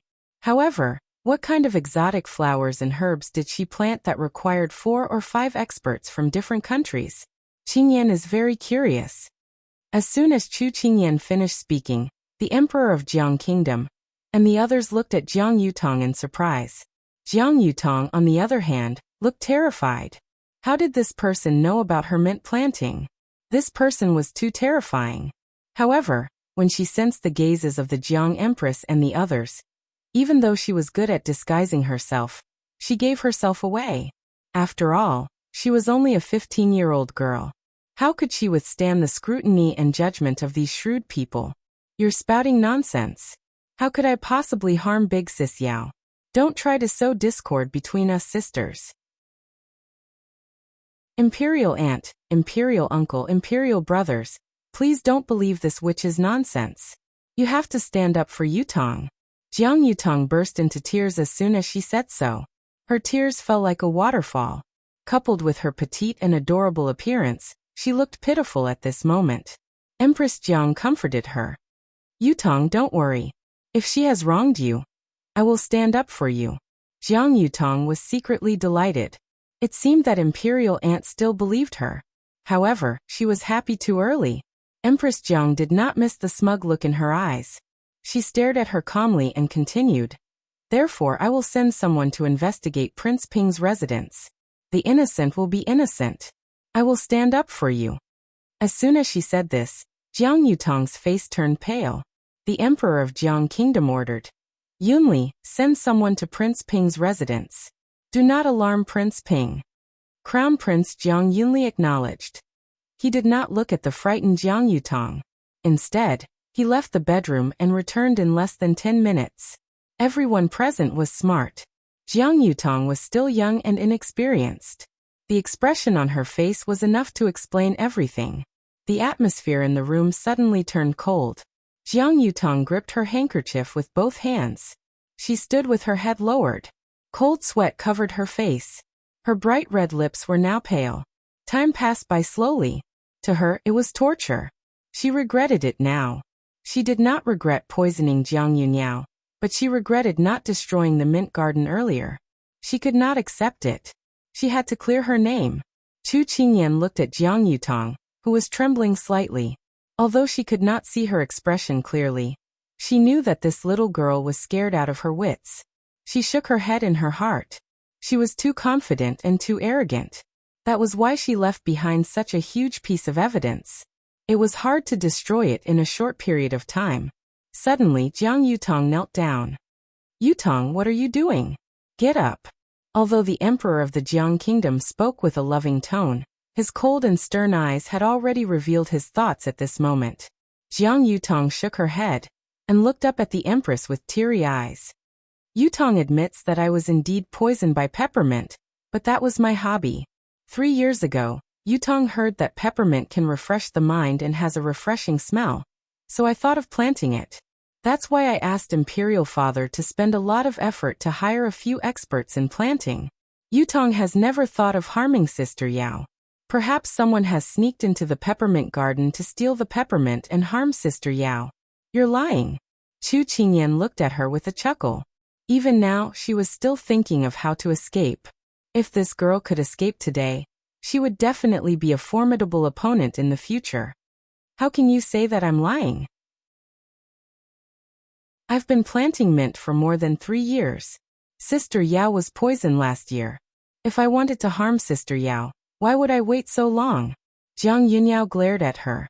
Chu Qingyan's lips curled into a mocking smile as she said, That's because 3 years ago, you wanted to murder this sister of yours who grew up with you. Her words hit the nail on the head. She bit her lip. How could a 10-year-old girl be so smart? She could even see through her many years of planning. Yutong, is what she said true? Jiang Yunjing, who was usually gentle, asked sternly with a serious face. Jiang Yutong shook her head in fear. This was her brother who doted on her the most. At this moment, the anger in his eyes made her heart ache. Brother Yunjing, this person is here to sow discord. She's just a child who hasn't reached marriageable age. She's just spouting nonsense. Don't believe her slander. After she finished speaking, she turned to look at Chu Qingyan. Her eyes were filled with tears, and her expression was innocent. However, she still stubbornly straightened her body and put on a noble and proud look. As a princess, I don't usually leave the house. How could I have come into contact with such a vicious poison? If you want to frame me, at least think of a reasonable excuse. Empress Jiang and the others hesitated when they heard Jiang Yutong's words. This kind of poison was rare in the world. Jiang Yutong usually stayed in the prince's residence or the palace. She really didn't have the chance to come into contact with this kind of poison. Everyone's doubts made Jiang Yutong feel relieved. When the others couldn't see, she gave Chu Qingyan a provocative smile. Chu Qingyan received her provocation and couldn't help but laugh. She raised her eyebrows and smiled brightly. Her tone was teasing, but her words stunned Jiang Yutong. Princess Ning, are you sure you want me to continue and answer your question? Chapter 480. Jiang Yutong panicked when she heard Chu Qingyan's words. However, she was still unwilling to admit defeat. Chu Qingyan, don't try to mislead the crowd with your lies. Princess Ning, do you still remember the Blue Manor? Chu Qingyan looked at her as if she had just mentioned it casually. However, the emperor of the Jiang kingdom and the others' expressions changed when they heard the words Blue Manor. They looked at Jiang Yutong with mixed feelings. The Blue Manor was the largest trading center in the world. Although the royal family and the others had forbidden their subordinates from participating, the number of people participating only increased. Even Prince Lord would participate in private. Jiang Yutong did not care about the reactions of the Empress and the others. She looked at Chu Qingyan in shock. No one else knew about her participation in the Blue Manor except for her father. How did Chu Qingyan know? She looked at Chu Qingyan in horror. At this moment, she suddenly felt that Chu Qingyan looked familiar, especially her voice and figure. Just as Jiang Yutong was about to recall, Chu Qingyan, who was standing in front of her, saw through her confusion. Chu Qingyan looked at her with a smile. Princess Ning, don't you remember? The ginseng fruit, the heartless pearl. Jiang Yutong's eyes widened when she heard this. Scenes from the past flashed before her eyes. She had forgotten where she was now. She gritted her teeth and said, "Yes, I remember you. You are the girl who fought with me for the heartless pearl and the ginseng fruit. I said that if I meet you one day, I will not let you have an easy time." Jiang Yutong did not see fear on her face as she had expected. Instead, she saw a pitiful smile. Jiang Yutong flew into a rage out of humiliation. Just as she was about to argue with her, she heard a cold shout. "Yutong, did you really do all this?" The emperor of the Jiang kingdom looked at her coldly. Although the conversation just now did not prove anything, everyone present could tell that there was something fishy going on. What kind of place was the Blue Manor? There were all sorts of rare treasures, weapons, poisons, and all sorts of things. It was as easy as flipping one's hand to obtain a poison recipe that could kill without leaving a trace. At this point, Jiang Yutong could no longer speak. She had been angered by Chu Qingyan, and her anger had gotten to her head. She had forgotten where she was, and when she regained her senses, her face was full of shock. Her legs went soft, and she fell to her knees. "Imperial Uncle, At this time, a guard quickly walked in. This subordinate has confirmed that there is indeed a mint garden in King Ping's residence. The guard's report came at just the right time. Jiang Yutong collapsed to the ground. The eyes of the Empress of Jiang Empire and the two princes were filled with grief, anger, and disbelief. "Yutong, His Majesty and I have treated you well. Why did you do such a thing to harm your own sister?" Empress Jiang asked sorrowfully as she stroked her chest. Her eyes were red. Seeing this, Chu Qingyan felt that she had succeeded in her mission, and stood aside with Cheng Yanluo. Now that they were interrogating the criminal, all they needed to do was to watch the show. "Imperial Aunt." Jiang Yutong covered her face and cried bitterly. However, her cries did not move anyone present. This was a conspiracy that had been planned for 3 years, and had tortured her sister for more than a year. She had watched as her sister went from being healthy to suffering from a serious illness without a trace of remorse. This kind of person was vicious and cold-blooded. She did not deserve any sympathy. While everyone was interrogating the criminal, the unconscious Jiang Yuniao slowly opened her eyes. She had already woken up when Jiang Yutong and Chu Qingyan were arguing. However, she did not have enough energy to get up immediately. At this time she sat up with difficulty. When Empress Jiang heard the movement behind her, she immediately turned around and reached out to support her daughter. She said in surprise, "Jiao, you're awake." Jiang Yuniao smiled and nodded. Then, she looked past her mother's shoulder and looked at the person kneeling on the ground. Jiang Yuniao had always treated Jiang Yuniao with all her heart. She had shared her joy and sorrow with Jiang Yuniao. Jiang Yuniao did not like to see Jiang Yuniao being bullied, and had always stood up for her.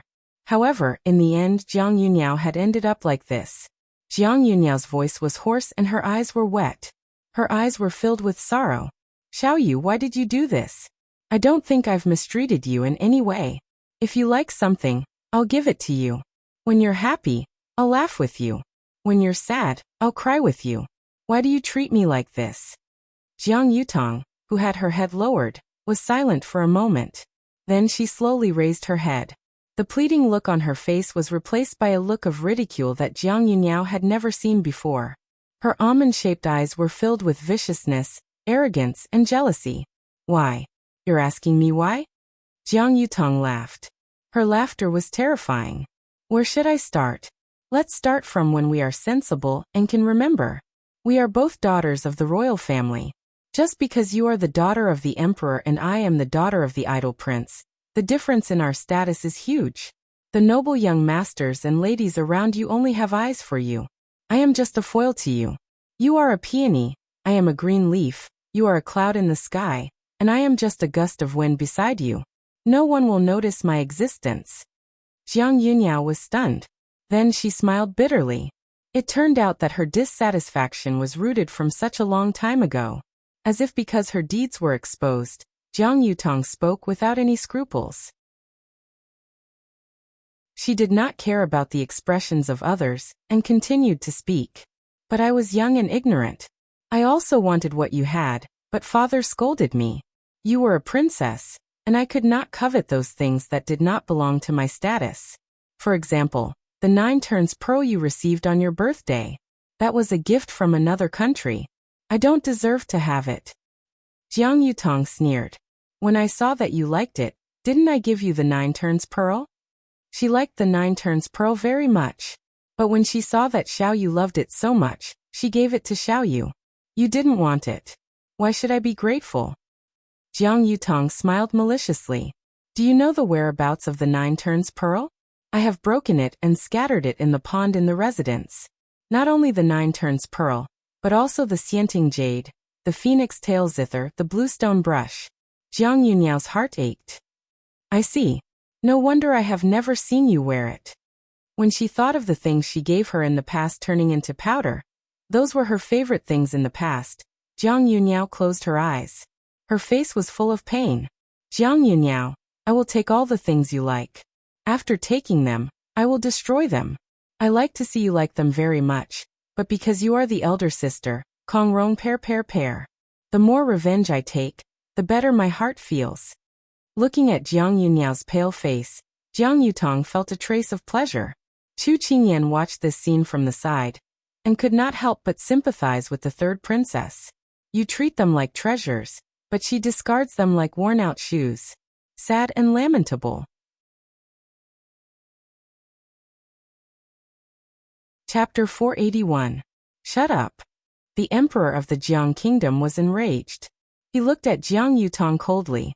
"Vicious woman, I have misjudged you and allowed you to stay by Jiao Er's side." Jiang Yutong was shocked. She respected her uncle the most since she was young. Jiang Yutong's face turned pale when he reprimanded her coldly. At this moment, Empress Jiang looked at Jiang Yutong with a pained expression. "Yutong, we've always treated you as our own, and we've never been harsh on you. Apart from the difference in status, we'll give you everything that Jiao has because we feel that it's not easy to become a family. However, how could you repay kindness with ingratitude and be so cruel as to poison Jiao?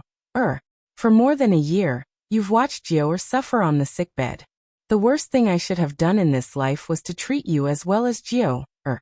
The worst thing I should have done in this life was to treat you as well as Jiao. These words, coming from the mouth of her most beloved imperial aunt, were undoubtedly the most powerful attack. "Uncle, aunt, don't say that." Jiang Yutong broke down. "I always thought that as long as Sister Yao disappeared, you would treat me even better, so Yutong, I didn't expect you to be so vicious. Repaying evil with good. All these years, we have misjudged you. Jiao is Jiao and you are you. You two cannot be lumped together. My biological sister is only Jiao. She is irreplaceable." Crown Prince Jiang Yunli looked at her coldly. "I have cared and protected you all these years in vain." The emperor of the Jiang kingdom was able to withstand the pressure of the imperial court, and insist on only marrying Empress Jiang in this life. The children he raised were all people who valued relationships and loyalty. The betrayal of their loved ones was undoubtedly the most painful thing in their hearts. Jiang Yutong's heart ached when she heard the words of her most beloved eldest cousin brother. However, she was already an arrow that left the bow. There was no turning back. She was the kind of person who didn't want others to have a good time, and she didn't want others to have a good time either. At this moment, she wanted Jiang Yunyao to have a taste of the pain she was going through. Thus she was filled with evil. She hid the begging and sadness on her face, and replaced it with a sinister smile. She raised her head and looked at Jiang Yunyao, who was looking at her with eyes full of sorrow. She said slowly, "Big sister Yunyao, do you know that I've never failed to get the things you like since we were young? But there's one thing that I didn't get, and you didn't get it either." "What?" Jiang Yunniao looked at her sadly.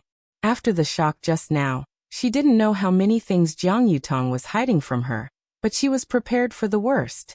When Empress Jiang saw this, she immediately raised her hand to stop them. Take Jiang Yutong away. Don't let her disturb the princess again. As soon as he finished speaking, the guards had already arrived. Wait, Jiang Yunniao said unexpectedly. The second prince, Jiang Yunjing, looked at his royal sister worriedly.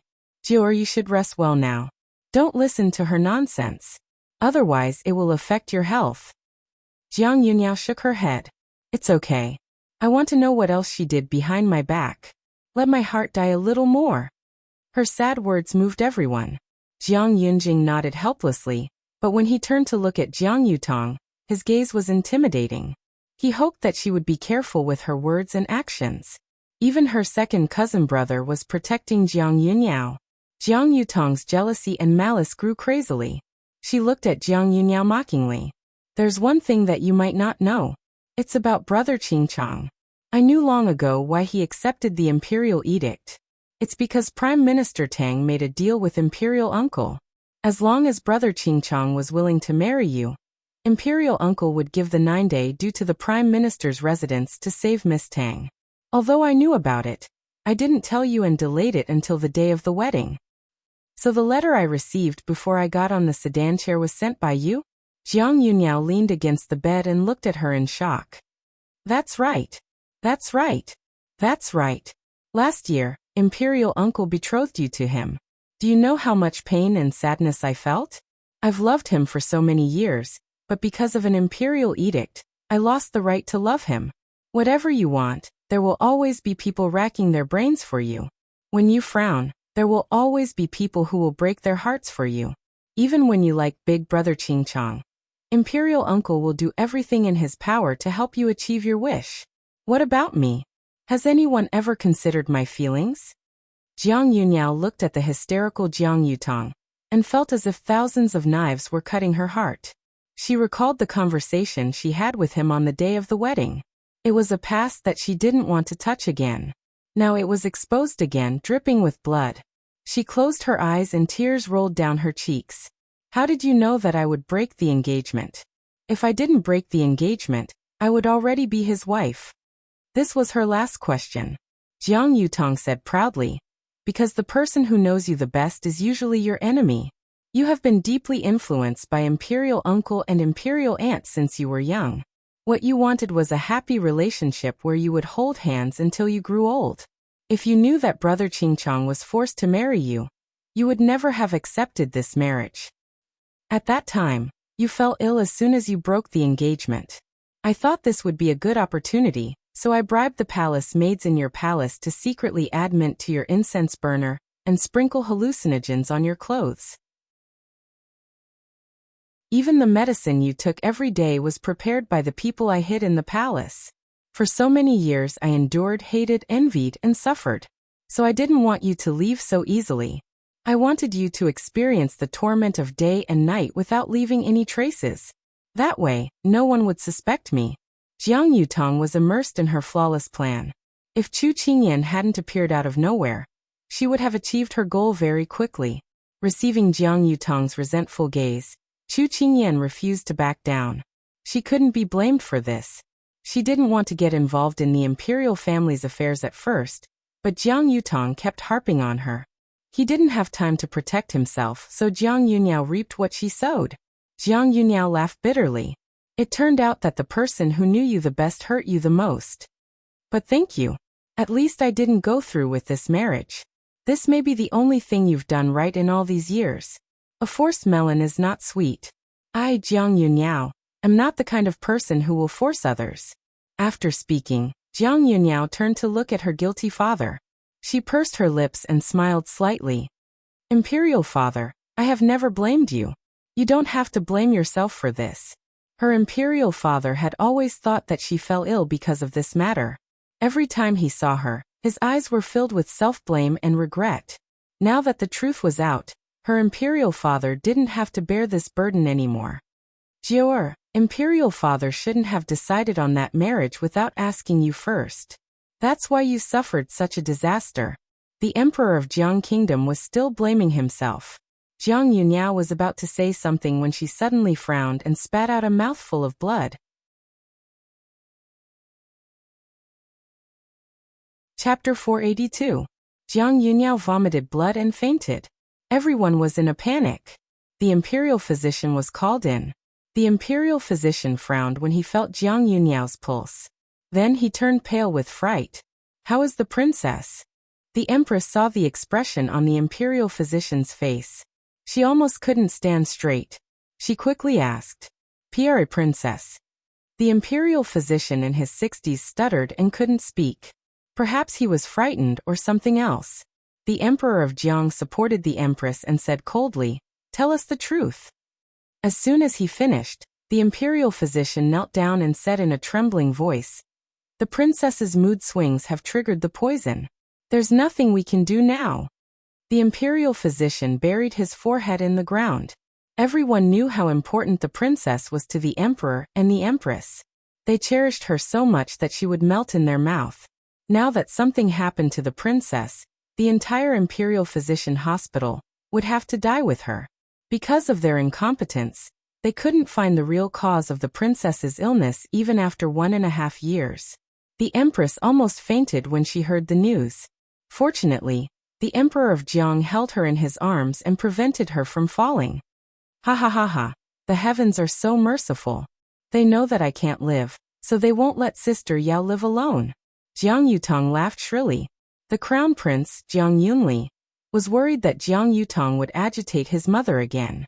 He immediately waved his hand and ordered people to take her to the prison. "Jiang Yuniao, I can't have her. You can't have her either. Let's go to hell together." Jiang Yutong had gone crazy. She was crying and laughing at the same time. She was dragged away by the guards.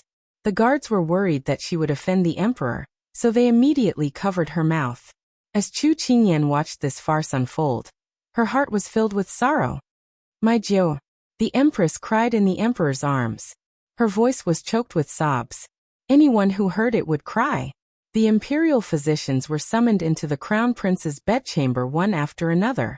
However, they all came up with the same answer. The third princess didn't have long to live. The atmosphere of despair and pain lingered in the room. It didn't dissipate for a long time. At this moment, the empress saw Chu Qingyan standing at the side. It was as if she saw her savior. "Didn't you find the cause of Jiaoer's illness? Now please take a look at her and see if she's really..." At this point, Empress Jiang was speechless. The hearts of parents in the world were pitiful. Chu Qingyan didn't move. Instead, she looked at the emperor of the Jiang kingdom. He was the one in control of this place. Receiving Chu Qingyan's gaze, the emperor of Jiang kingdom narrowed his eyes, but the girl in front of him met his gaze without any fear, without any timidity. There were only a few people who dared to look directly at him. He was slightly surprised, but at this time, the arrow on the bow had to be shot. He immediately said, "Please help me." Chu Qingyan nodded. The emperor of the Jiang kingdom did not make any promises, but his words were enough. At least their safety was guaranteed at this time. She turned to Cheng Yanluo and said, "Help the third princess take a look at her condition." Cheng Yanluo nodded and stepped forward with her medical kit. The crowd made way for the two of them. At this time, Jiang Yunyao's face was almost transparent. It reminded people of crystal-clear glass, precious but fragile. Cheng Yanluo placed her hand on Jiang Yunyao's slender wrist, then focused on feeling her pulse. She said, "Her pulse is very weak. The vast death poison is spreading in her blood and invading her organs. That's why she vomited blood and fainted. She'll die in 2 hours at the latest." When Cheng Yanluo said this, Empress Jiang cried out, "Miss, please save Jiao. I'll give you anything you want. Please save her. She's only 16 years old. She hasn't even lived half of her life. She's been tormented by her illness for so long, and hasn't even left the palace. She can't just..." Empress Jiang was sobbing. At this time, she was no longer the noble empress of a country, but an ordinary mother begging a doctor to save her poor daughter's life. Chu Qingyan was sad when she heard this. "Your Majesty, don't be anxious. Let her finish first." Chu Qingyan comforted her. Yanluo wouldn't be so calm if she wasn't confident, so she believed that Yanluo had a solution. Mother, don't be anxious. Calm down first. The second prince, Jiang Yunjing, stepped forward and stood beside Empress Jiang, comforting her. Crown Prince Jiang Yunli nodded in agreement. After the room fell silent, Cheng Yanluo continued. Although her condition is like this, I have a way to try. Her words were like rain falling from a dried-up well. All right, tell me what you need. The Emperor of Jiang Kingdom said immediately. I need 30 silver needles, candles, and a dagger. Cheng Yanluo didn't stand on ceremony and ordered directly. The Emperor of Jiang Kingdom ordered the palace servants to fetch them. Soon the items arrived. Men, please leave. Cheng Yanluo checked the length of the silver needles and replied without looking up. Miss, what are you doing? Empress Jiang asked in confusion. Chu Qingyan explained. She's going to perform acupuncture on the third princess. She'll force the poison to a certain area and then let the blood out. This is the fastest and most effective method. Yanluo had discussed the treatment of Jiang Yunyao with her before, so Chu Qingyan took the initiative to explain when Yanluo was busy. Everyone left at once, except for the Empress, Chu Qingyan, and a few palace maids. Little girl, help me take off the third princess's clothes. The rest of you, light the stove in the room. Don't let the third princess catch a cold. Cheng Yanluo began to instruct. Okay. Chu Qingyan immediately stepped forward to help. She and Ryue took off Jiang Yunyao's clothes. The Empress Jiang immediately asked the palace servants to add fuel to the fire. Cheng Yanluo opened the needle bag and picked out some silver needles. She quickly placed them on the major acupoints on Jiang Yunyao's body and sealed them. In a short while 30 silver needles were placed all over Jiang Yunyao's important acupoints. This acupuncture method was invented by my medical center. It's very effective in expelling poison.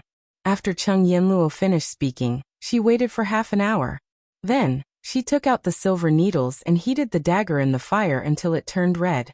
She asked Chu Qingyan and the others to hold Jiang Yunyao down. Then she made a cut on Jiang Yunyao's wrist. Soon, red streaks of blood appeared. Then black blood with a foul smell flowed out. This is the vast death poison. Cheng Yanluo explained. When the black blood gradually faded and turned red, Cheng Yanluo immediately sprinkled hemostatic powder on the wound. Soon the bleeding stopped. Then she skillfully wrapped the wound with gauze and got up. Jiang Yunyao's gloomy face had faded and was replaced by a pale face. How is Jior now? The Empress Jiang asked. She's fine now, but she must be detoxified within 3 days because there are still remnants of the poison in her body. If it's not removed as soon as possible, there will be no end of trouble. Cheng Yanluo cleaned her hands with a brocade cloth. Thank God. The Empress Jiang's eyes were filled with joy. When the Emperor of Jiang Kingdom and the others heard the news and heard that Jiang Yunyao was fine, they all heaved a sigh of relief. Because Jiang Yunyao needed to rest, the Emperor of Jiang Kingdom asked Chu Qingyan and Ryue to go to the outer hall. Chu Qingyan knew that the Emperor was going to negotiate with them.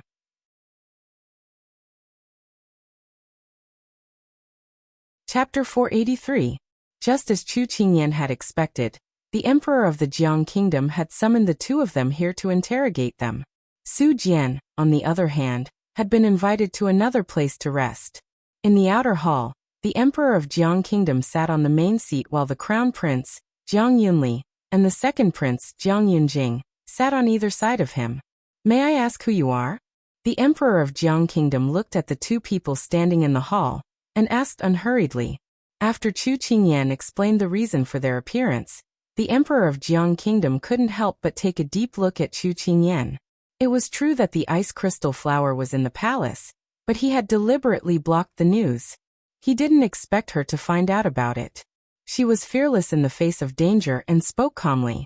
She didn't seem like a common girl. The Emperor of Jiang Kingdom had a trace of doubt about her identity. I am the Princess Consort of the King of England of Sichuan Kingdom. This is Divine Dr. Luo's disciple, Cheng Yanluo.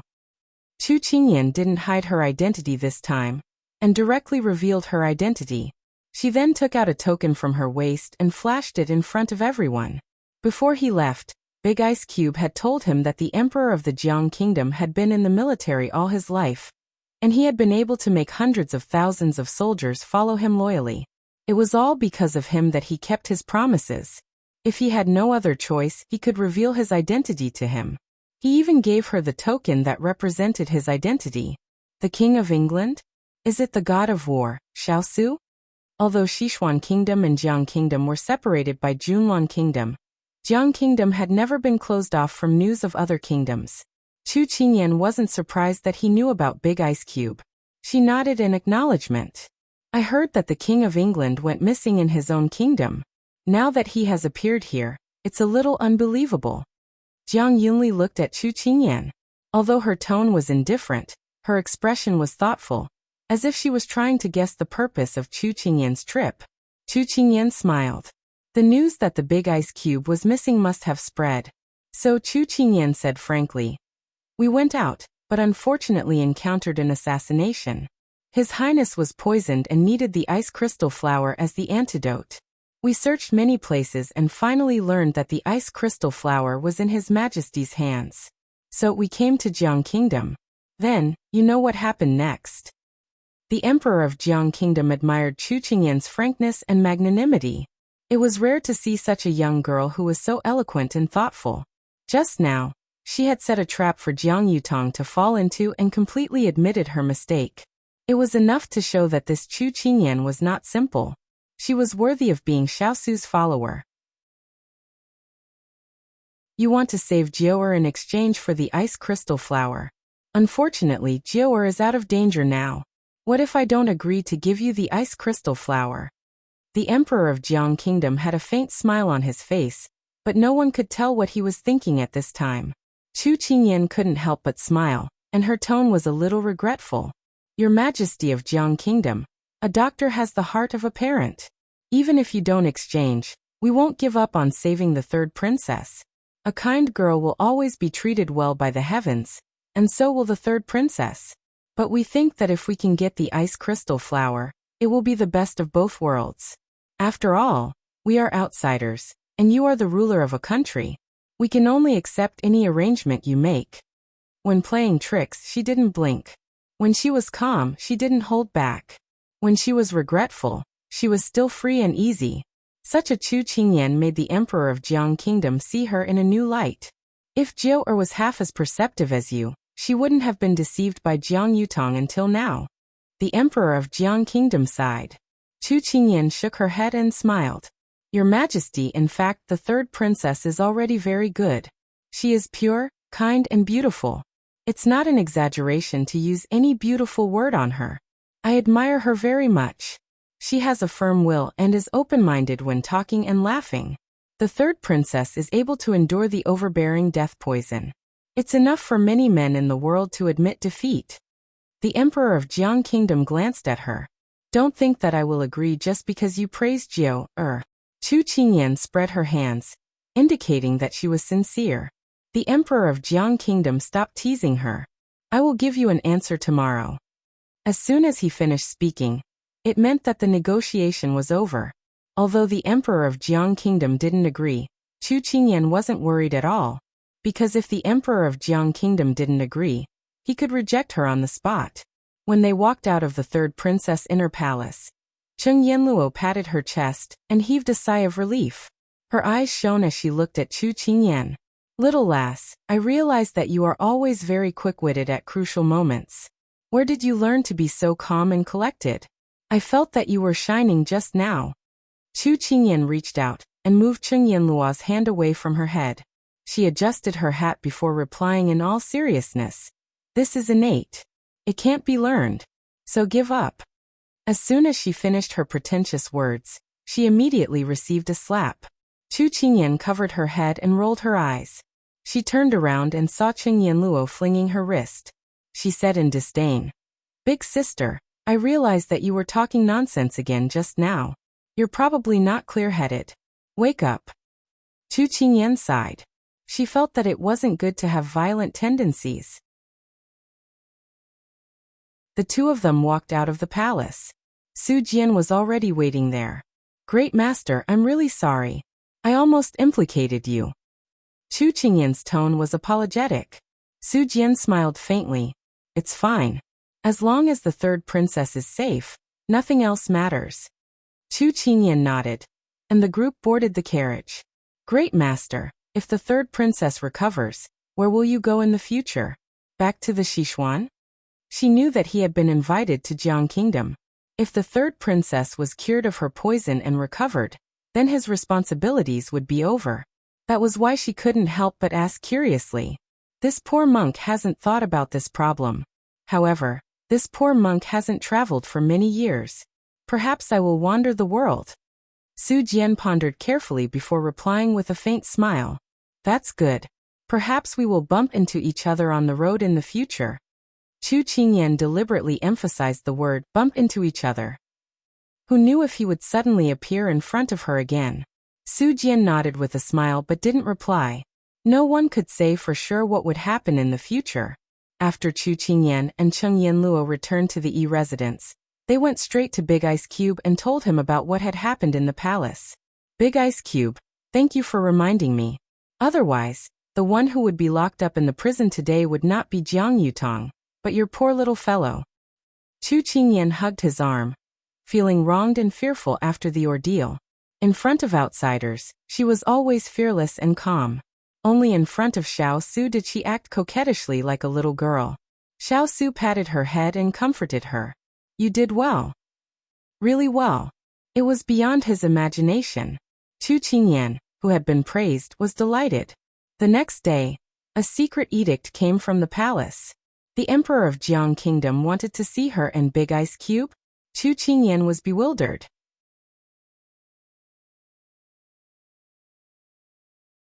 Chapter 484. Xiao Su was not surprised by the order, but Chu Qingyan was pacing back and forth in the hall, feeling uneasy. Little princess, what are you pacing about for? After hearing what happened in the Jiang Kingdom's imperial palace, Turin admired little princess very much. Seeing her fidgeting, he could not help but ask. Chu Qingyan immediately sighed. Didn't the Jiang Kingdom's emperor summon your highness to the imperial palace?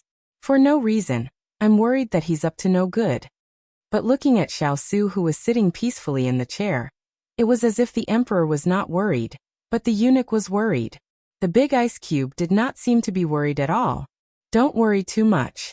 We'll know when we get there. Xiao Su was a little helpless at her inexplicable worry. Aren't you afraid of a trap? Chu Qingyan walked in front of him, put her face close to his, and asked seriously. Xiao Su raised his hand and pinched her face. It was very soft and smooth. He smiled faintly. You think too much. Jiang Xiong was an all-powerful hero of a generation more than 10 years ago. He had heard of his deeds since he was a child. Influenced by what he heard and saw, he had a feeling of mutual appreciation. He once thought that if he could meet him in his lifetime, he would be lucky. It seemed that Jiang Xiong was just curious about him and wanted to see him as a junior. Chu Qingyan grimaced in pain from his pinch. She did not have time to think about anything else. She was busy struggling with his hands, and did not continue to discuss with him. But this time, Xiao Su was wrong. Perhaps Jiang Xiong's initial idea was indeed so, but sometimes plans could not keep up with changes. When it was almost time, Chu Qingyan, Xiao Su, and Cheng Yanluo entered the Jiang Kingdom's imperial palace together. The palace servant led them to a magnificent palace. As soon as they entered the palace, they saw Jiang Xiong, the emperor of Jiang Kingdom, drinking tea alone. Xiao Su walked forward slowly and bowed slightly. Xiao Su greets your majesty. Chu Qingyan and the others followed suit. Jiang Xiong put down the teacup, his eyes scrutinizing the person in the middle of the hall. He knew that Xiao Su had been disfigured when he was young, so at this time he should have changed his appearance. Although there was nothing special about his appearance, but from the moment he walked in, he had already begun to pay attention to him. He walked slowly and calmly, his attitude was neither servile nor overbearing, and his expression was cold and indifferent. But the aura of a king hidden at the bottom of his eyes was still captured by him. His black robe could not conceal his outstanding heroic bearing. Xiao Su raised his head and met his gaze. Chu Qingyan felt as if there was a buzzing sound in the air. This was a collision of auras that could only be felt between two experts. Jiang Xiong had been in the imperial palace for many years.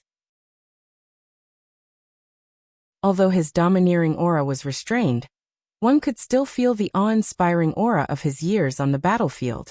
When the two kings met, Chu Qingyan felt as if there was a gust of wind blowing their robes. She could not help but wonder if this was the special effect of the protagonists. I've heard a lot about the King of England. The two sides only looked at each other for a moment. Then Jiang Xiong invited them to sit down, and the palace servants appeared with tea. Everyone lifted the lid of the cup, and the fragrance of the tea filled the air, adding a little warmth to the solemn palace. Back then, I was only in my 20s when I conquered the country, but you became famous a few years ago. Now you're only in your 20s. It's true that heroes come from the young since ancient times. My two princes are about the same age as you, but they're not as famous as you. Jiang Xiong spoke first, with a little emotion in his tone. Xiao Su was calm and composed, as if the two were just chatting. In fact, they were chatting. The two princes are talented and intelligent, and they are deeply loved by the people. It's enough to see that they will be the pillars of the Jiang kingdom in the future. Xiao Su replied lightly. If one looked carefully at his expression, one could feel his indifference. Jiang Xiong narrowed his eyes. It was not said that Xiao Su was a man of few words, but now listening to him speak, his politeness was not worse than his. Could it be that the news was wrong? Jiang Xiong did not know. If he had met Xiao Su a year ago, he would have been a man of few words. But now, with Chu Qingyan, Xiao Su had dissipated some of the indifference of the past. He was still cold to others, but Jiang Xiong was the person he had heard the most legendary stories about since he was a child. And before entering the palace, the little fellow had told him repeatedly that he must not have a conflict with Jiang Xiong, because people under the eaves had to bow their heads. Although Xiao Su did not take it seriously, since the little fellow was so concerned, he reluctantly talked with him. Before, it was said that the two kings could not tolerate each other. That was why she was worried. However, when Chu Qingyan saw that the two of them were conversing harmoniously, her heart finally relaxed. However, in the blink of an eye, the two of them had already gone from exchanging pleasantries to discussing the formation of the three armies, as well as their understanding of the art of war. Chu Qingyan blinked as she was completely confused. In the end, she gave up and left Xiao Su alone as she went to Jiang Yunyao's sleeping quarters with Yan Luo. For the next 3 days, Jiang Yunyao would need to undergo acupuncture treatment in order to completely eradicate the vast death poison. Because of the vast death poison, Jiang Yunyao's bedchamber had been moved to another palace, which was very close to here. So they arrived after a few steps. When they entered the palace, Jiang Yunyao had already woken up and was drinking medicine. When she saw Chu Qingyan and the others, she greeted them with a smile. Miss Chung, you are here. This was a princess without the airs of a princess, Chu Qingyan thought. Third princess, are you feeling better? Chu Qingyan stood in front of her and asked with concern. Jiang Yunyao nodded. It's rare that I didn't have nightmares last night. It's been a long time since I had a dreamless night. Chu Qingyan saw that her complexion had improved, but there was still a hint of sorrow in her eyes. She was probably still upset because of Jiang Yutong's betrayal. Once the remaining poison is removed and you have a good rest, your highness's body will slowly recover, Cheng Yanluo said with a smile. It's all thanks to you guys. Otherwise, I might still be in a daze at the gates of hell, Jiang Yunyao said self-deprecatingly. Such a fairy-like and kind-hearted woman easily attracted the love and pity of others, and Chu Qingyan was no exception. Seeing that she was in low spirits, Chu Qingyan took the initiative to chat with her. Because Chu Qingyan's words were humorous and could always make her laugh, she soon forgot the knot in her heart and talked about the past. After talking with her, Chu Qingyan realized that Jiang Yunyao was not as weak as she appeared to be. Not only could she ride a horse, but she could also draw a bow and shoot arrows. Some of the nobles in the Sichuan kingdom were simply miles ahead of her. When Cheng Yanluo was inserting the silver needles into Jiang Yunyao's body, Jiang Yunyao lay on the bed and looked at Chu Qingyan with a gentle smile. I heard that you need the ice crystal flower. It's my imperial father's favorite. Did he agree to it yesterday?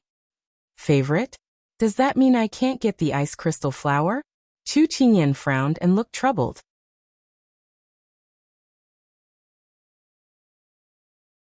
Chapter 485. Jiang Yuniao didn't expect her careless words to make Chu Qingyan so worried. She looked apologetic and comforted her. Don't worry. If it really doesn't work, I can go to my father and ask him to give you the ice crystal flower. Chu Qingyan quickly regained her senses and shook her head at Jiang Yuniao. Thank you, third princess, but there's no need for now. If His Majesty is really unwilling, we'll trouble you again. Although a gentleman doesn't take what others like, this concerns the safety of my prince. Qingyan can only be thick-skinned. You care a lot about your prince? The girl in front of her was only 10 years old, but she knew how to fight for others wholeheartedly. Besides my parents, he's the person who treats me the best in this world. So no matter what herb he needs, I'll do my best to get it for him. Chu Qingyan raised the corner of her lips and revealed a gentle smile. These words touched Jiang Yuniao. Back then, if he was willing to be honest with her and say that he needed the 9 days due, she would have persuaded Imperial Father to give it to him no matter what. However, he always hid everything in his heart and did not tell her anything. In fact, it was all her wishful thinking in the beginning. She just didn't wake up until the wedding. His silence really sent her from the clouds to hell. It turned out that everything was just her one-man show. However, as a princess, she had her own dignity and pride. As long as it didn't belong to her, she wouldn't force it. This was the difference between her and Jiang Yutong. While Jiang Yuniao was in a daze, Cheng Yanluo had already removed the silver needles from her body. As she kept the needles, she said to Jiang Yuniao, Third princess, I'll help you with acupuncture for 2 more days. After that, you'll have to supplement it with medicinal soup for 2 more days. The remaining poison in your body will be cleansed. Jiang Yuniao gathered her sleeves and slowly sat up. At this moment, she was no longer as tired and weak as before. She was full of energy. She said gratefully to Cheng Yanluo, Thank you for your trouble, Miss Cheng. I'm happy to be of service to the beauty. Perhaps because Jiang Yuniao was as easy to get along with as the little sister next door. Cheng Yanluo's teasing personality was exposed again. He did not deliberately follow any etiquette. Jiang Yuniao's face turned red from her teasing. Chu Qingyan couldn't help but cover her mouth. She really thought that Jiang Yuniao was a girl who got shy easily. Since it was still early and Xiao Su and Jiang Xiong didn't say when their conversation would end, when Jiang Yuniao said that she wanted to go out for a walk, Chu Qingyan gladly accompanied her. Cheng Yanluo, on the other hand, went to the Imperial Academy of Medicine with the palace servants because she had to prepare the herbs for Jiang Yuniao for the next 2 days. Jiang Yuniao was supported by Ruyue, while Chu Qingyan walked happily at the side. When Jiang Yuniao saw the flowers, trees, and butterflies outside the palace, she was slightly excited. Every time she saw a flower, she would stop and admire it for a while before continuing on. Chu Qingyan could understand her feelings at this time. She hadn't walked out of the palace for nearly 2 years. It could be said that she was basically isolated from the world. She was sick and weak all day long. Time passed by in bed. Chu Qingyan looked at the beautiful girl who was as beautiful as a flower walking through the flowers, and felt a faint sense of pity in her heart. After being tortured by the disease for so long, she could still maintain her original heart, which was very commendable. In the modern world, she had seen many people who were angry, autistic, depressed, and even committed suicide due to illness. Looking at Jiang Yuniao now, she was very glad that this beautiful girl was still as quiet as a blue celestial flower. She was patient, optimistic, and motivated. After the disease was defeated, she glowed with a dazzling radiance, like an orchid, and a fragrance overflowed. Qingyan, the sky is so blue, the flowers are so fragrant, the clouds are so white, and the world is so beautiful. Jiang Yuniao stood in the imperial garden after letting go of Ryue's hand. She turned around and smiled sweetly at Chu Qingyan. Suddenly, her smile bloomed like a flower, and her voice was sweet and melodious. In the world, she was the only snow-white person who stood alone from the world. The beauty was like a flower separated by the clouds. If she was in Jiang Yuniao's place, she would think that this person was very silly. The sky and clouds were originally this color. But now, when she saw the person walking among the flowers, she only felt that she saw a girl who was suddenly reborn. For nearly 2 years I spent in bed. The imperial physician also didn't allow me to open the window. I didn't know whether it was sunny or snowing outside, whether it was spring or withered leaves on the branches. I didn't know. I could only imagine it through the palace maid's descriptions. Now, I can finally see it with my own eyes again. I'm really moved. Jiang Yuniao clasped her hands in front of her chest, and her face was full of sincerity. Chu Qingyan was moved by her words. She walked towards Jiang Yuniao, and in her hand was a blue impatience flower that she had just plucked for her. She presented it in front of Jiang Yuniao and smiled brightly. Third princess, all the haze has passed. Those who hurt you have left. Those who are left are those who care about you. Fate has arranged it so that we can learn how to grow. No matter if we fall or crawl up, no matter if we are hurt or grieved, no matter if we are lost or happy, in the end, what remains is a better version of us. After she finished speaking, Chu Qingyan tilted her head and smiled. Third princess, congratulations. You have been reborn. Jiang Yuniao looked deeply at the exquisite and adorable girl in front of her. The wound in her heart slowly healed because of her words. She took the flower and solemnly said, "Thank you, Qingyan." "You're welcome." Chu Qingyan rubbed her nose. It wasn't her style to be emotional. It was just that she was affected by Jiang Yuniao's emotions just now, and couldn't help but be artistic. Jiang Yuniao held the blue impatience flower and smiled. "Qingyan, why don't you stay with me today? I like you very much. I like listening to you and chatting with you very much." Chu Qingyan thought for a moment, then blinked and said, "I will ask His Highness later to see if I can stay." Jiang Yuniao smiled. "It seems that there is still someone who can tame a little rascal like you." At this moment, the two people sitting in the pavilion near the imperial garden were watching the movements of the two girls below. Jiang Xiong looked at his daughter, who was smiling so happily for the first time in 2 years. His heart was filled with emotions. If it wasn't for Jiang Yutong and that brat from the Tang family, he wouldn't have let his daughter suffer like this. "Your little princess consort is quite clever," Jiang Xiong said ambiguously. Xiao raised his brows. "She is a little stupid. Your Majesty, please forgive her. I think she is quite good. Your imperial grandfather has good taste." Jiang Xiong smiled. Xiao didn't know why Jiang Xiong kept talking about the little fellow. He picked up the teacup and didn't intend to continue the conversation. Jiang Xiong suddenly stopped smiling, and his expression turned serious. It was the first time he had mentioned the ice crystal flower today. "I know your goal is the ice crystal flower. It is not impossible to give it to you, but I have a condition. Please speak." Xiao looked at him indifferently. "Use 1 ice crystal flower in exchange for your little princess consort accompanying Xiao, or for 3 years. How about it?" Jiang Xiong asked as he played with the teacup in his hand.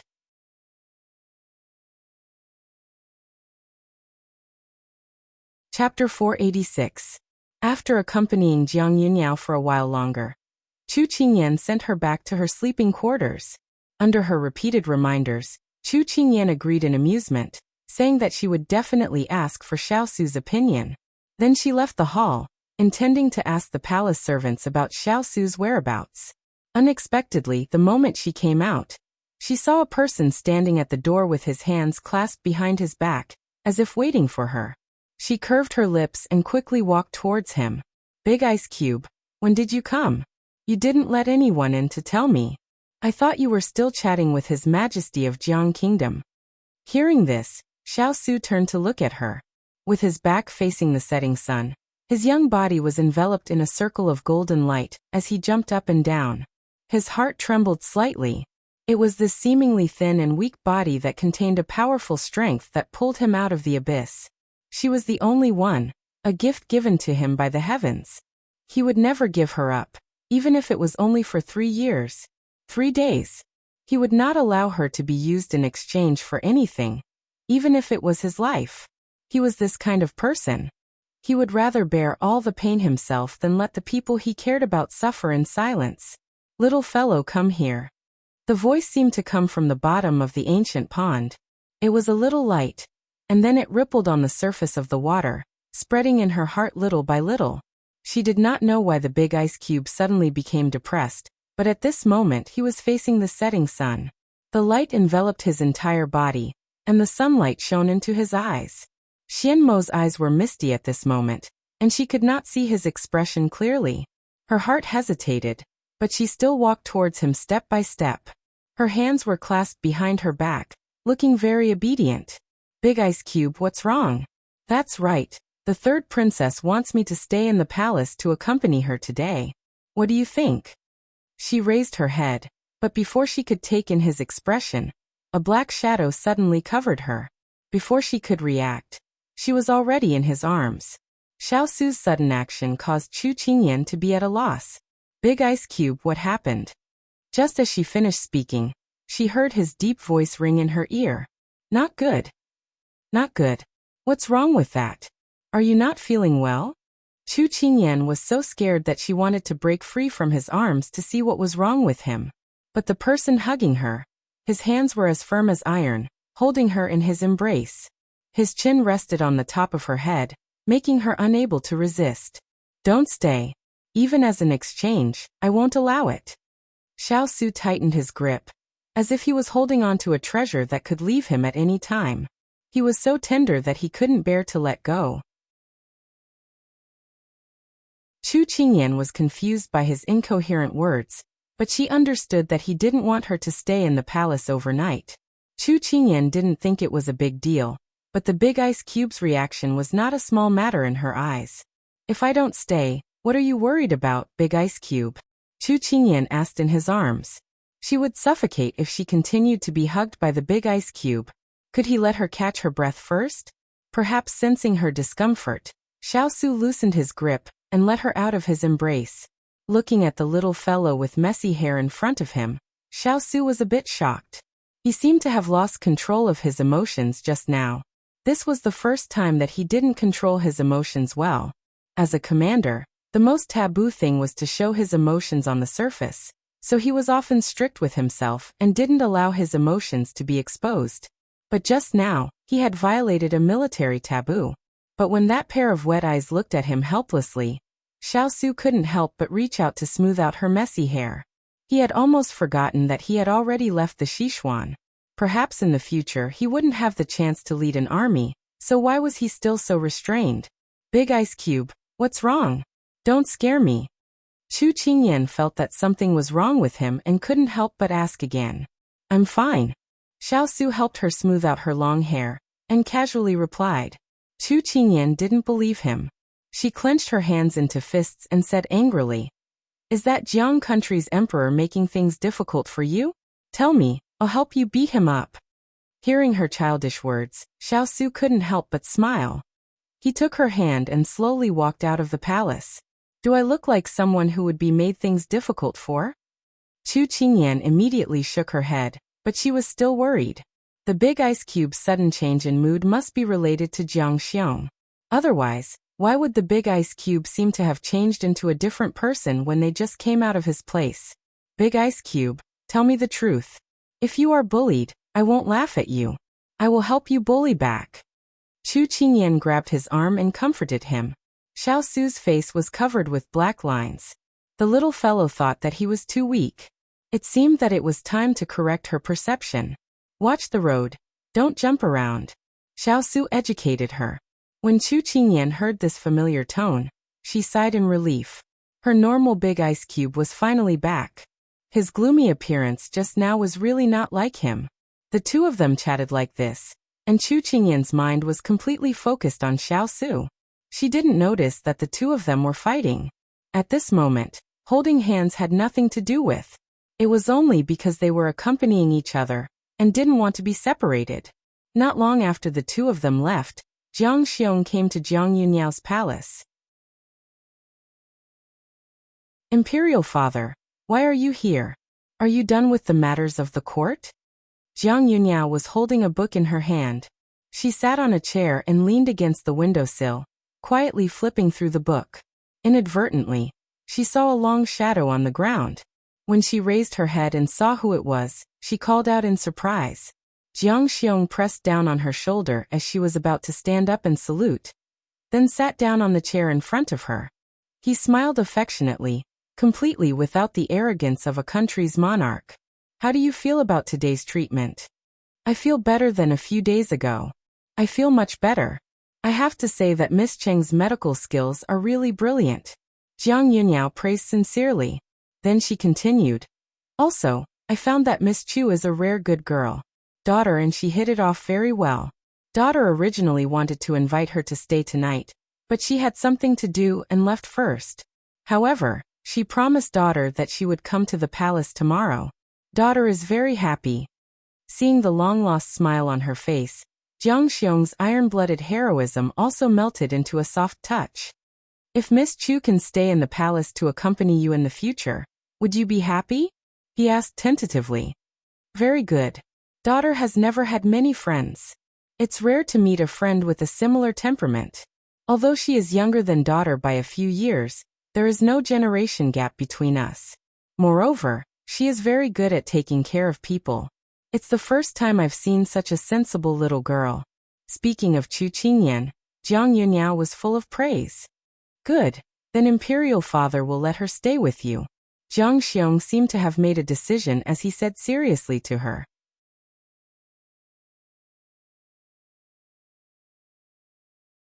Chapter 487. When her father said that he would let Qingyan stay with her, she couldn't help but think back to the time when he said the same thing. Then there was the imperial edict to bestow marriage. Jiang Yunyao was stunned and recovered from her joy. Father, Miss Chu still wants to return to Sichuan. How can you let her stay? When Jiang Xiong heard her words, he hesitated for a moment. He wanted to gloss over it, but when he saw his daughter's pure eyes, he thought of Tang Qingchang and couldn't bear to lie to her anymore. It could be considered as a negotiation. She needs the ice crystal flower to treat Xiao Su's illness. You need a friend. Before Jiang Xiong could finish his words, Jiang Yunyao's expression had already changed. She immediately interrupted him and said righteously, Imperial Father, if you still want to use the means of a deal to force them to agree, I will look down on you. Jiang Xiong didn't expect her to be so resolute and didn't know what to say for a moment. Perhaps sensing that her tone was too unyielding, Jiang Yunyao immediately softened her tone. She pursed her lips and gently reasoned with him. Imperial Father, your daughter has already grown up. There are many things that I can do on my own. Whether it is getting married or making friends, I have my own judgment. You only need to focus on the affairs of the imperial court. There is no need to worry too much. Jiang Yunyao put down the book in her hand and reached out to hold the big hand in front of her. She said coquettishly, Your daughter is favored by the heavens. What do you need to force others to do? Qingyan is a very good person, and I like her very much. However, this should not be a reason for me to restrict her from staying by my side. You see, the bird flying in the sky is very intelligent, and I like it very much. However, if you capture it and place it in a cage for me because of this, then you would be breaking its wings. Daughter likes the way it flies, and not the way it looks when it is unhappy in a cage. Therefore, Emperor Father, daughter is already a young lady and can make her own decisions. I can work hard to obtain what I want. Can you just watch me from the side, unless I ask you for help? Do you really think so? Jiang Xiong had the illusion that his daughter had just grown up. Jiang Yunyao nodded heavily. She changed her tone and said in a low voice, Because I don't want the past to repeat itself. Jiang Xiong was slightly startled, and it took him a while to realize what she was referring to. His heart was filled with self-reproach again, and he couldn't help but reach out to pull his thin daughter into his arms. Patting her back, he said guiltily, All right, in the future, you can make your own decisions. Imperial Father will no longer order you around. Everything will go according to your wishes. Imperial Father, you really are the best father in the world. Jiang Yunyao's eyes were wet. She blinked and didn't forget to say, Then Imperial Father, you should give the ice crystal flower to Qingyan. They also saved my life. Just take it as a gift in return. Jiang Xiong stroked his daughter's long hair and smiled helplessly. His daughter did not inherit his heart of stone, but inherited her mother's kindness. All right, Imperial Father promises you, but you have to wait until the poison in your body is completely cured. Thank you, Imperial Father. Jiang Yunyao gladly agreed. The next day, she went to the palace. Originally not on the summons list, the big ice cube also went. Chu Qingyan was a bit surprised. The big ice cube was not the kind of person who liked to interact with the people in the palace. Although she was curious, Chu Qingyan didn't ask any more questions. Knowing that Xiao Su was going to the palace, Jiang Xiong, who had nothing to do, still invited him over. He said that he wanted to let the two princes compete with him. Chu Qingyan felt that this was pretty good. It would let him move his muscles and bones, so the big ice cube would have nothing to do. Jiang Yunyao's body recovered very quickly. When they met today, Chu Qingyan felt that her complexion was much better. Her previously pale cheeks now had a pink color. It was really a feast for the eyes. Chu Qingyan smiled at her. Third princess, you look better and better. If you work hard to take care of yourself, you will be as radiant as before. Chu Qingyan's teasing made Jiang Yunyao laugh. Ruyue, who was beside her, had a better impression of Chu Qingyan. She poured a cup of tea for Chu Qingyan and said with a smile, "Every time Miss Chu comes, you can make our princess happy. Just now, before you arrived, our princess was looking at the door of the hall eagerly. Every once in a while, she asked me when you would arrive. It shows how much she misses you." As soon as Ruyue finished her words, Jiang Yunyao glared at her. "You talk too much." Ruyue stuck out her tongue and slipped away to do her work. Chu Qingyan leaned on the table and watched Yanluo perform acupuncture. She chatted with Jiang Yunyao. "Third princess, do you feel like you have been away for 3 years if you don't see me for one day?" As soon as she finished her words, Cheng Yanluo couldn't help rubbing her arms. "Little girl, can you not say such horrible words? I have goosebumps. This is called hitting it off with third princess. Do you know that there are so many people in the world who pass by, and you know how many of them will become close friends at a glance? Maybe it's a once-in-a-thousand-years chance." Chu Qingyan shook her head and said slowly, "To be honest, I also feel that I hit it off with Qingyan. Although we have only met a few times, once we talk, we feel familiar with each other. This is fate." Jiang Yunyao smiled and continued Chu Qingyan's words. Her eyes were curved like the bright crescent moon in the sky. Chu Qingyan nodded heavily. "I second it." Cheng Yanluo shook her head when she saw the two of them singing together. These two girls were hopeless. But after laughing, Cheng Yanluo put away the silver needles and left the bedchamber for the Imperial Institute of Medicine. It was said that she had found a lot of rare herbs and planned to study them. So, Chu Qingyan and Jiang Yunyao were left in the room again. Jiang Yunyao tidied up her clothes and took Chu Qingyan out of the bedchamber. Since she could walk, she liked to go out and didn't want to stay in the room. In a small pavilion, Jiang Yunyao took the fish food prepared by Ruyue.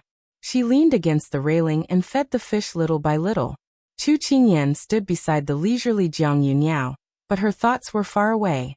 Last night, she asked Big Ice about the ice crystal flower, but he said that he got nothing. He also forbade her to mention the ice crystal flower to the royal family of the Jiang kingdom. Otherwise, he would punish her by copying books. This matter had troubled her for the whole night, and she still couldn't find the answer. Jiang Yunyao turned around and saw her in a daze. She couldn't help but put down the fish food in her hand and said with a smile, "Are you worried about the ice crystal flower?" Chu Qingyan returned to her senses and touched her face. Confused, she asked, "Am I that obvious?" Jiang Yunyao nodded seriously and pointed to her cheek. "It says I want the ice crystal flower here." Chu Qingyan couldn't help laughing. Sometimes Jiang Yunyao was quite cute, just like now. "Tomorrow, I'll ask my father to give you the ice crystal flower. Don't worry," Jiang Yunyao said seriously. Chu Qingyan was shocked by the sudden good news. After a while, she came to herself. "Thank you, third princess." Her eyes were wet and inadvertently reddened. "Don't be happy so early. I need your help." Jiang Yunyao looked at her ecstatic and couldn't help laughing. "Not to mention one, I can help you with hundreds of things." Chu Qingyan was incoherent.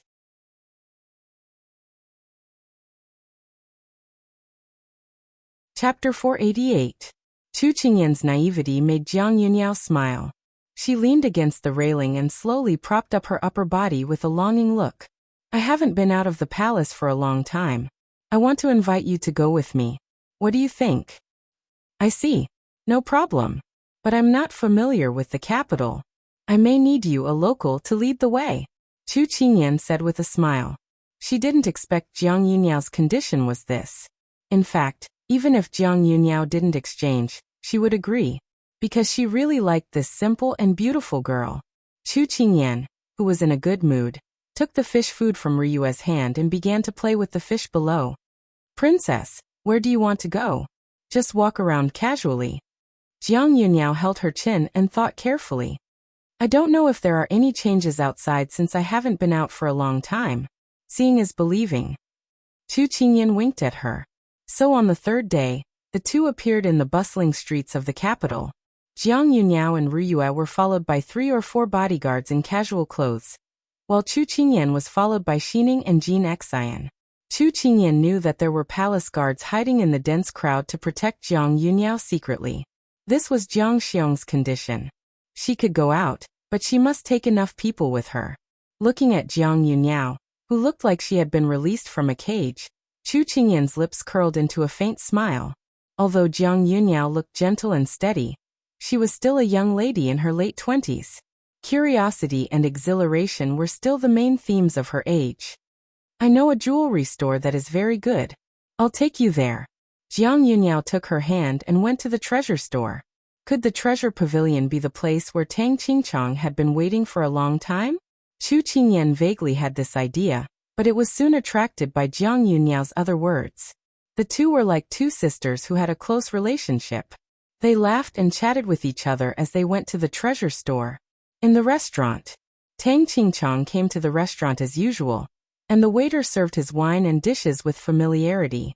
He still sat in a position where he could see the treasure pavilion across from him, and drank cup after cup.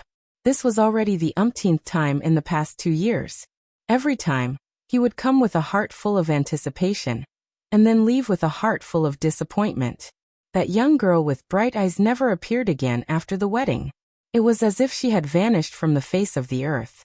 It wasn't that he hadn't thought of entering the palace to look for her, but his father had suddenly told him vaguely one day that His Majesty didn't allow him to look for her.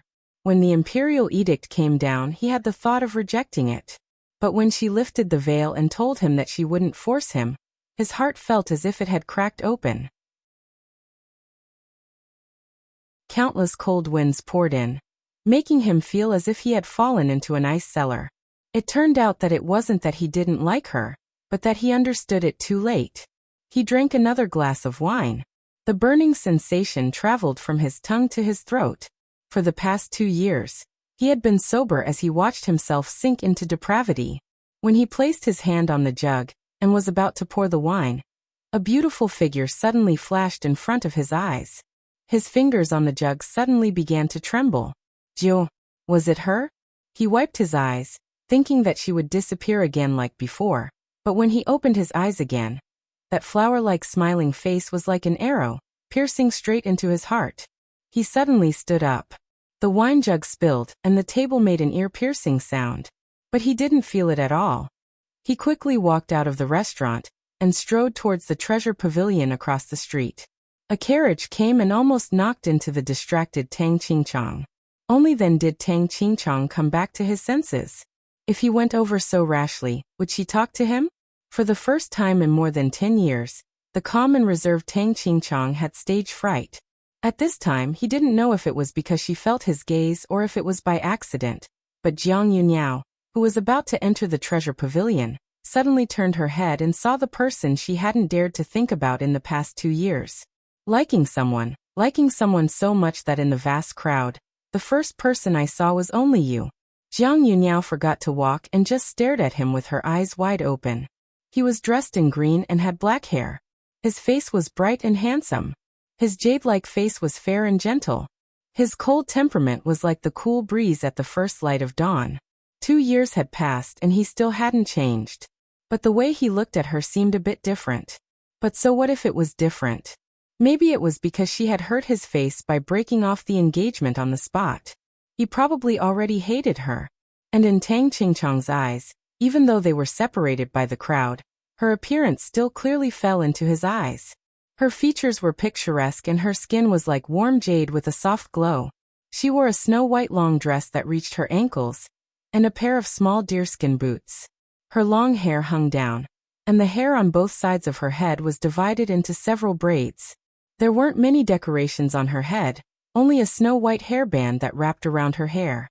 She was as fresh as a fairy. Her appearance didn't seem to have changed much in the past 2 years. She had just lost a lot of weight. In the past, he could still see the pink flesh on her cheeks, but now it was all gone. Looking at her at this time, Tang Qingchang's heart was filled with layers of pity. Chu Qingyan, who was standing at the side, saw the two of them silently separated by the crowd and couldn't help but sigh. This must be a reunion after a long separation. Unfortunately, they didn't excitedly greet each other, nor did they express their feelings. They just looked at each other in silence. Do you want to say hello? Chu Qingyan couldn't stand the stifling atmosphere between the two of them, and smiled to break the deadlock. Hearing Chu Qingyan's words, Jiang Yuniao regained her senses and realized that she had been in a daze for a long time. She hurriedly retracted her gaze and lowered her head slightly. She said to Chu Qingyan, "No need, let's go in." He had imagined countless times that they would meet, but he never thought that it would be like this. She clearly saw him, but turned a blind eye. Tang Qingchang watched her figure disappear behind the door, and felt a dull pain in his heart. Was Jiao still angry with him? Had she already given up on him? Was it he didn't dare to think about it anymore? Perhaps no one would have thought that the dignified and elegant young master of the capital would be at a loss and worried about personal gains and losses on this never-ending road. He's second young master Tang, right? Chu Qingyan asked in a questioning and affirmative tone. Jiang Yuniao was slightly stunned when she heard his name.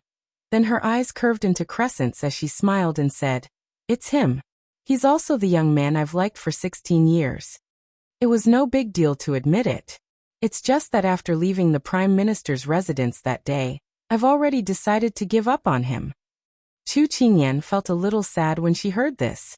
After liking him for so long, it must be very painful to let him go just like that. Second young master Tang? Chu Qingyan looked to the side and saw Tang Qingchang standing at the side. She exclaimed in surprise. Jiang Yunyao's body stiffened. Then she slowly followed Chu Qingyan's line of sight. "Yong, second young master Tang." She lowered her head slightly and said politely yet uncomfortably. The two of them were clearly standing so close, but it was as if they were worlds apart.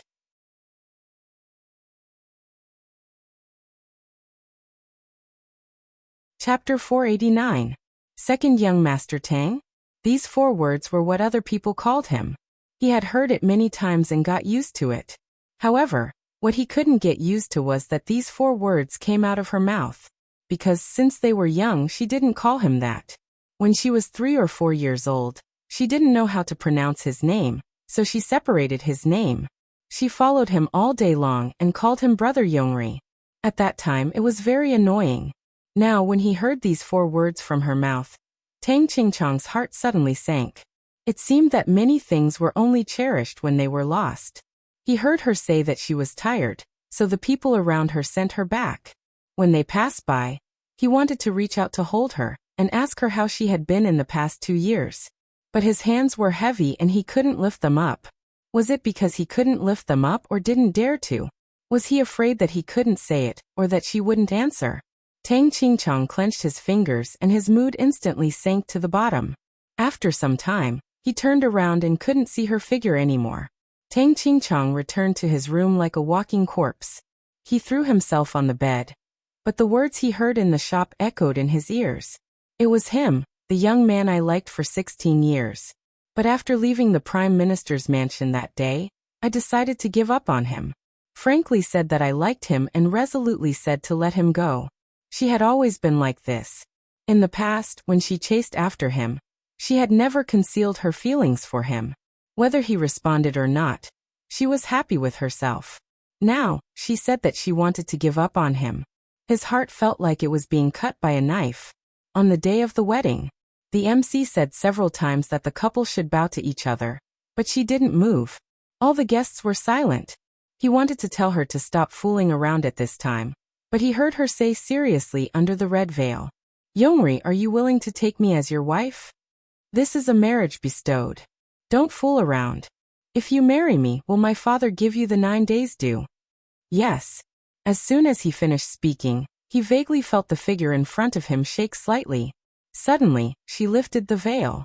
Her usually smiling eyes were full of tears, but she held them back. Since you don't like me, then I won't like you anymore. As soon as she finished speaking, she turned to face all the guests present and said loudly, due to personal reasons, I am unable to hold the wedding. This princess is willing to give the 9 days due as an apology gift to the Tang family. After she finished speaking, she resolutely turned around without hesitation. Everything happened so quickly that he didn't have any time to react. He could only watch her leave quickly. Every time he recalled the scene that day, he could not forget the red veil left behind by his master. Tang Qingchong covered his eyes with his hands and smiled bitterly in his heart. Tang Qingchong, you reap what you sow. If you hadn't answered in a fit of pique, would the ending have been different? No one gave him an answer. Because no one could give him an answer. On the other side, Chu Qingyan felt that Jiang Yunniao had been in low spirits ever since they left Jinbao Pavilion. After getting into the carriage, Jiang Yunniao, who had her head lowered, suddenly lost control. She leaned on Chu Qingyan's shoulder and cried loudly, "Third princess, what's wrong?" Chu Qingyan was shocked by her sudden action. "Qingyan, I have already hypnotized myself for nearly 2 years. I thought that I had already forgotten him. I thought that I did it. But after seeing him, those buried memories suddenly flew back to find me. What should I do? What should I do?" Jiang Yunniao cried until her liver and intestines were cut to pieces. She sobbed out the words in her heart. When Chu Qingyan heard this, she knew that it was all because of Tang Qingchong. What was love in the world? It made people pledge their lives to each other. She didn't understand the feelings between men and women, but she knew that unrequited love, and heartbreak were all very painful things. But she seemed to be able to feel that Tang Qingchong was interested in her. Otherwise, he wouldn't have wasted so much time waiting for someone to appear. Third princess, is there a possibility that you two are interested in each other? Chu Qingyan comforted her and told her her guess. Jiang Yunniao wiped her tears and shook her head with a bitter smile. No. If he liked me, I would have felt it in the past 16 years. Unfortunately, he didn't. So it's impossible now, and even more impossible in the future. The despair in her voice moved Chu Qingyan. Third princess, don't think too much. You need to recuperate well now. Don't let your emotions fluctuate too much. Taking care of yourself is the most important thing. Jiang Yunniao nodded, but her expression was dazed. Chu Qingyan was worried. After sending her back to the palace, she specially asked Ruyue to take good care of her before returning to Yi residence. Since leaving the palace yesterday, Big Ice Cube didn't enter the palace with her today after she told her that Jiang Yunniao would give her the ice crystal flower. She found Xiao in the courtyard.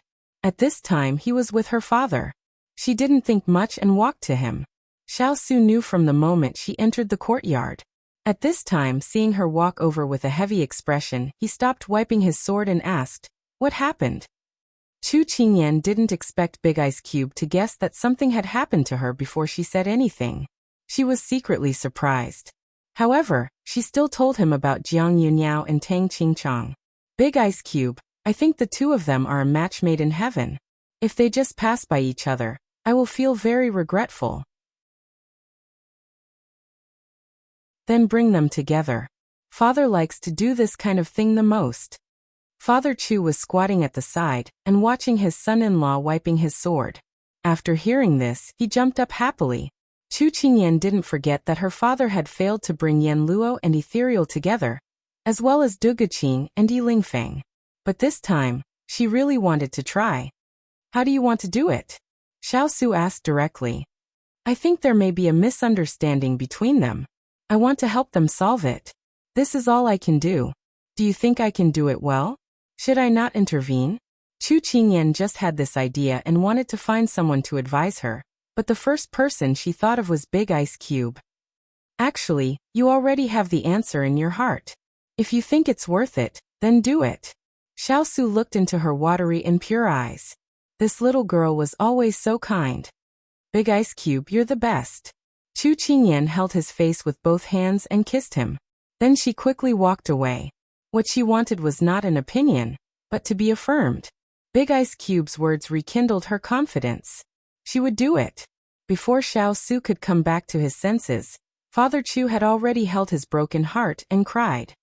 Kaikai doesn't want me anymore. She doesn't want me anymore now that she has a husband. Boo-hoo. Father Chu saw his daughter kiss his son-in-law and was jealous. Xiao Su was still a little embarrassed, but when he heard Father Chu's words, he couldn't help but laugh.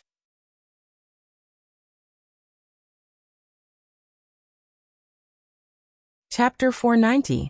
In this world, other than life and death, the only thing that could not be escaped was love. Du Guqing was grooming herself in front of the mirror.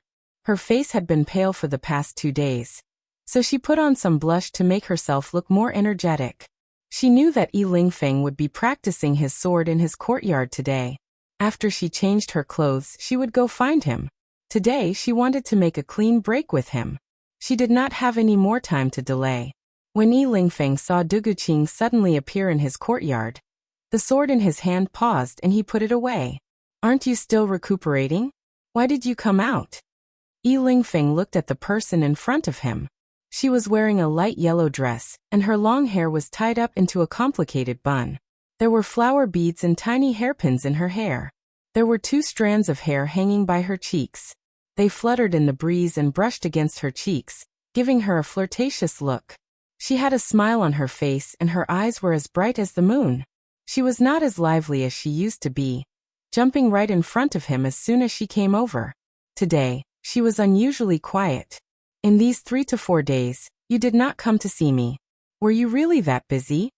She pouted her lips, her tone was a bit aggrieved, like a child who could not get candy and was acting spoiled to an adult. She slowly walked over step by step, his face slowly becoming clearer in her eyes. Because of the sword practice earlier, his forehead was covered in sweat. Under the sunlight, it was like he was covered in a layer of white light. His face was like jade as he stood tall. She had known him for almost half a year, but every time she saw him, her heart would still beat fast. Knowing that she was blaming him, Yi Lingfeng coughed a few times before replying. It's cold right now, it's not good for your body. Go back first, I'll come see you when I have time. When is the time? Later? Tomorrow? Or will we wait forever? Du Guqing blinked, her expression serious as she asked. Miss Dugu, there are some things that we should know in our hearts. There's no need to say it out loud, otherwise it will be uncomfortable between us. He originally wanted to say a few more perfunctory words, but hearing the hidden meaning in her words, Yi Lingfeng frowned, feeling a bit impatient. Feeling his displeasure, Du Guqing felt a little hurt, but she forced herself to look at him seriously. Lingfeng, I want to ask you something. Can you seriously consider it before you answer? It was rare to see her so solemn. Yi Lingfeng put away his impatience and stabbed the sword in his hand into the ground, looking at her. Okay. I like you, but have you ever liked me? She had asked him this question many times. She had chased after him and pestered him from the imperial capital to the border, and from the border to the imperial capital. She had never given up. She had joked, teased, and casually asked him this question, but she had never asked him this question so seriously. Her eyes were bright and calm. Although there was a trace of shyness, she suppressed it in her eyes. Yi Lingfeng stood rooted to the ground in shock. He wanted to avoid the question again, but the person in front of him was calmly waiting for his answer. If he was reborn at the last minute, it would not be in line with his natural disposition. Finally, he calmed down and used the same serious expression to look at her. This girl was different from the girls he had met in the past. She was strong, humorous, hardworking, and magnanimous. If it was 10 years later, he might have taken her as his wife. But now he did not want to be tied down so quickly. He wanted the vast world, to soar freely, and not to be entrenched in a small piece of land. He heard himself slowly say word by word. My heart had been moved before, but that was only in the past. You have been by my side for so long. You should know that I am not the kind of person who is forever in love. Although she already knew the answer, but hearing it with her own ears, that kind of overwhelming pain and sadness was enough to drown her. Can you give it a try? Try to like someone for a long time? She pursed her lips, throwing away all of her reservations, all of her timidity. She raised her eyebrows, looking at him with bright eyes. This was the first time she was so humble. Her status never allowed her to lower her head. But she thought, to be able to lose face for the one she loved, that was nothing. Even if she had to give up, she had to give up completely. Her reaction was out of his expectations. If it was those girls in the past, they would have already started to cry and curse him, but no one had ever asked him so seriously, asking him if he wanted to be the same from start to finish and not play around. But if I tried, I would not be that Lingfeng. His answer was concise and clear, which was his usual style. It was an expected answer. Although she knew it would be like this, but her heart still hurt. Her eyes seemed to be filled with water, wave after wave. She closed her eyes, not allowing herself to cry. She was not a coward. No cursing, no tears. Lingfeng looked at her without blinking. He saw her slowly retreat, standing 3 steps away from him. And then he saw her slowly raise the corner of her mouth. Lingfeng, I have given up. In the future, I will not pester you anymore. You are like the wind. Perhaps the vast world belongs to you. I am not the kind of person who pesters endlessly. From now on, you will have a beautiful woman by your side. I hope you will be safe and sound for the rest of your life. Too tired, chasing after a gust of wind, unable to catch it, unable to keep up. Duguqing slowly opened her mouth. Her eyes looked past him, looking at the endless blue sky behind him. Her words caused Lingfeng's pupils to shrink abruptly. Her sad and calm expression, for some reason, made him feel a strange emotion. This was a feeling he had never felt before. He told himself that she was a good girl. For her to take the initiative to give up, it could not be better.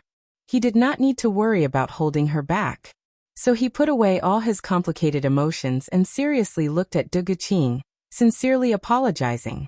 Sorry, I should not have taken the initiative to provoke you that day, causing you to like a heartless person. Me liking you is my matter, it has nothing to do with you. That day on the street, if you did not approach me, maybe the next time I met you, my heart would also be moved. Because you are the type I like, a step earlier or a step later, there is no difference. After saying this, Duguqing felt that the heavy stone in her heart could finally be removed. Lingfeng did not think she would say this. For a moment, he did not know how to respond. All right, I won't disturb your sword practice. I'm going back to my room first. If she kept talking, it would only make things awkward for both sides. Since she said it was the beginning, then let her finish it. She used all her strength to raise a smile and waved her hand at him. Falling in love with a wild horse, it was a pity that her home did not have a grassland. She turned around, tears falling. Just leave it like this. Her heart did not hurt at all. It did not hurt at all. Lingfeng stood there in a daze, watching her leave step by step. There was a voice in his heart shouting, keep her, keep her. He turned a deaf ear. Just leave it like this.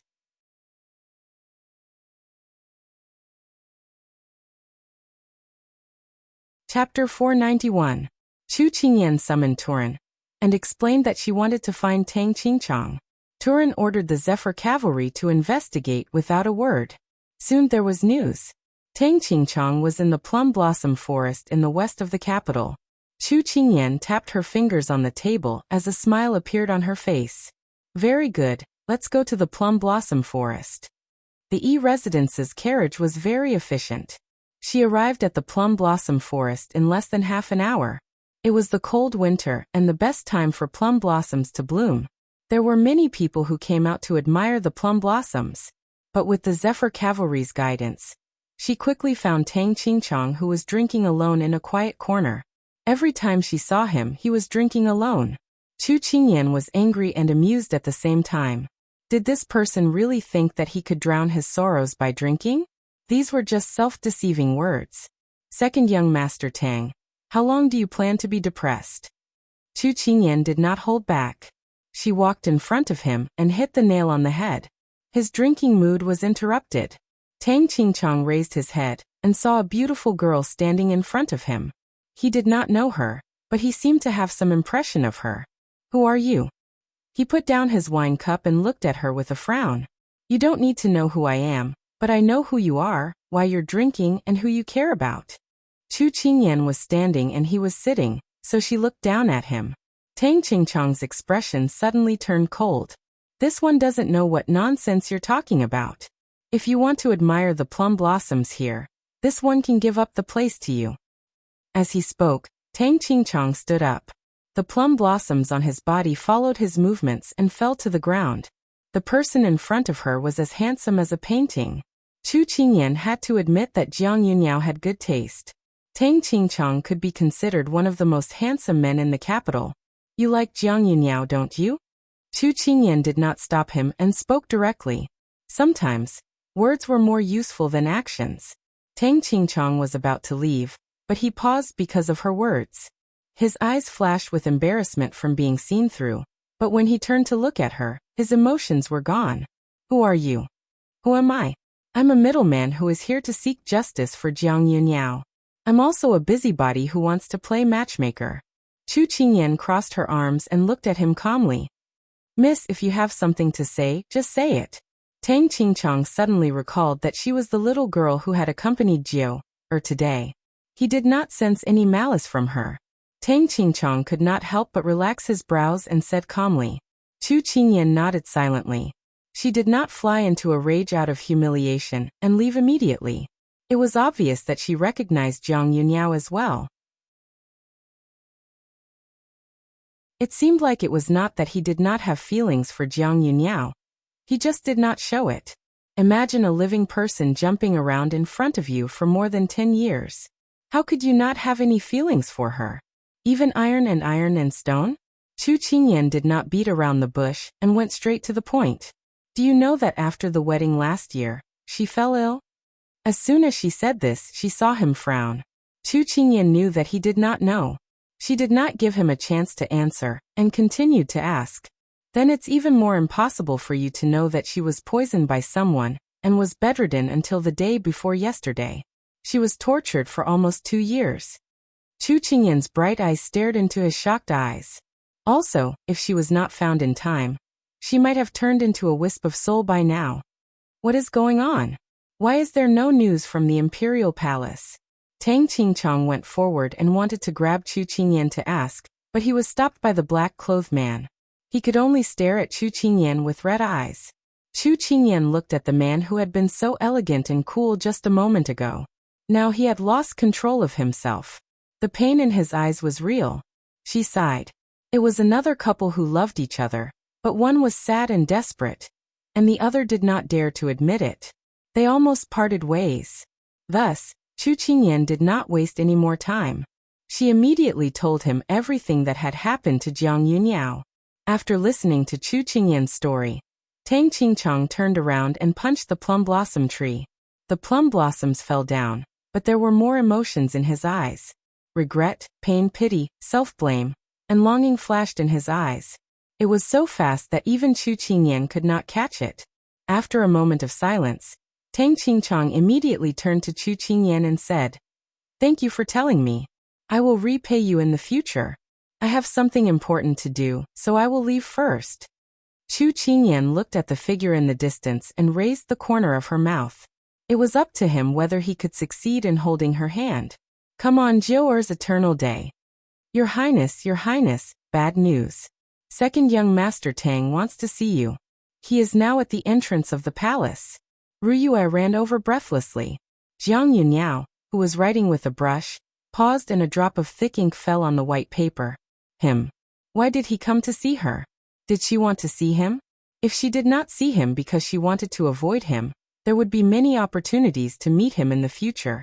Did she want to hide from him forever? Take him to Lisim Pavilion and prepare tea and snacks. I will go there now. Jiang Yunyao put away the brush and was a little dazed. Although she had seen him once today, she had lost control of her emotions when she came back. Now her eyes were red and swollen. Would she be ugly? Thinking of this, Jiang Yunyao smiled bitterly. He did not like her. It was the same whether she was ugly or not in his eyes. She might as well not add makeup to cover it up. Out of the bedroom, Jiang Yunyao cheered herself up. Come on, you can do it. But when she saw the figure with his back to her, Jiang Yunyao could not help but stop. What should she do? She still could not face him calmly. How could she give up on more than 10 years of feelings just like that?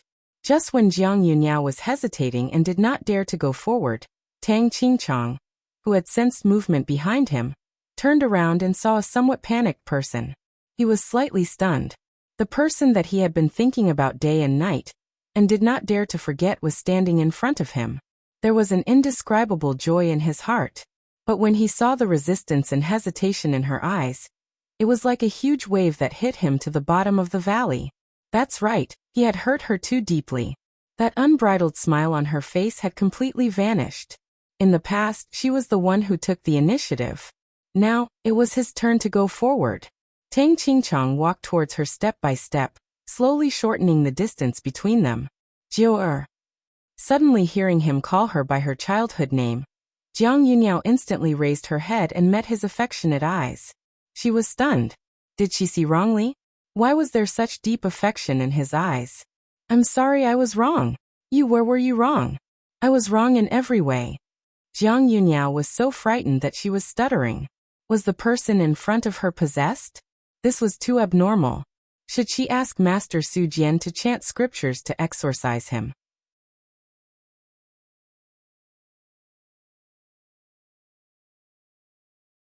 Chapter 492.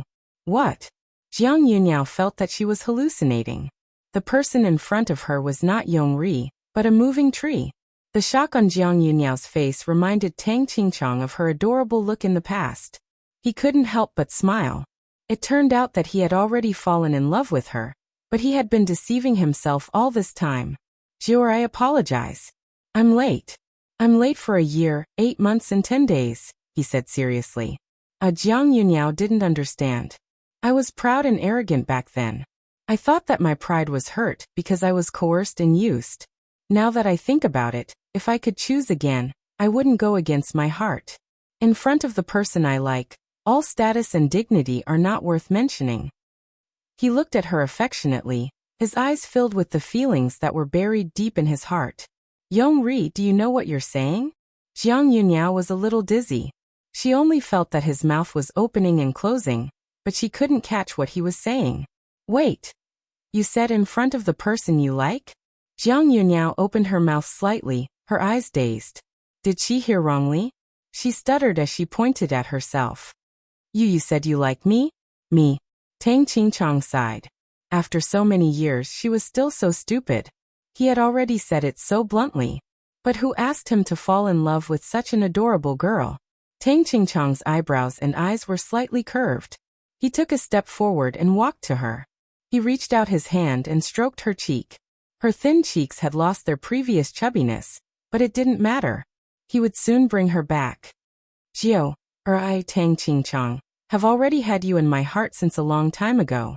It's just that I was slow to react and cared too much about a man's face, so I foolishly missed you for so many years. If he had told her earlier, if he had done a little more to discover his feelings, would they have been happy long ago? Yongri, am I dreaming? But when we got married, your expression clearly told me that you were forced to marry me. You didn't marry me willingly. At that time, I was very sad, very sad. I feel like all the feelings I've invested in for so many years have all gone down the drain. Jiang Yunyao blinked her reddened eyes and tugged at her sleeves sadly. Her heart was in a mess at the moment. She felt that her entire life had undergone an earth-shattering change ever since she was cured of the poison. First, it was her cousin's betrayal. Then he became strange. She felt that she could no longer bear any more changes. Her doubts and uncertainty made Tang Qingchang's heart clench. After all, she had been hurt too deeply by him. That was why she was so cautious, not daring to believe or hope. What should I do and say to make you believe me? Tang Qingchang couldn't help but pull the person in front of him into his arms.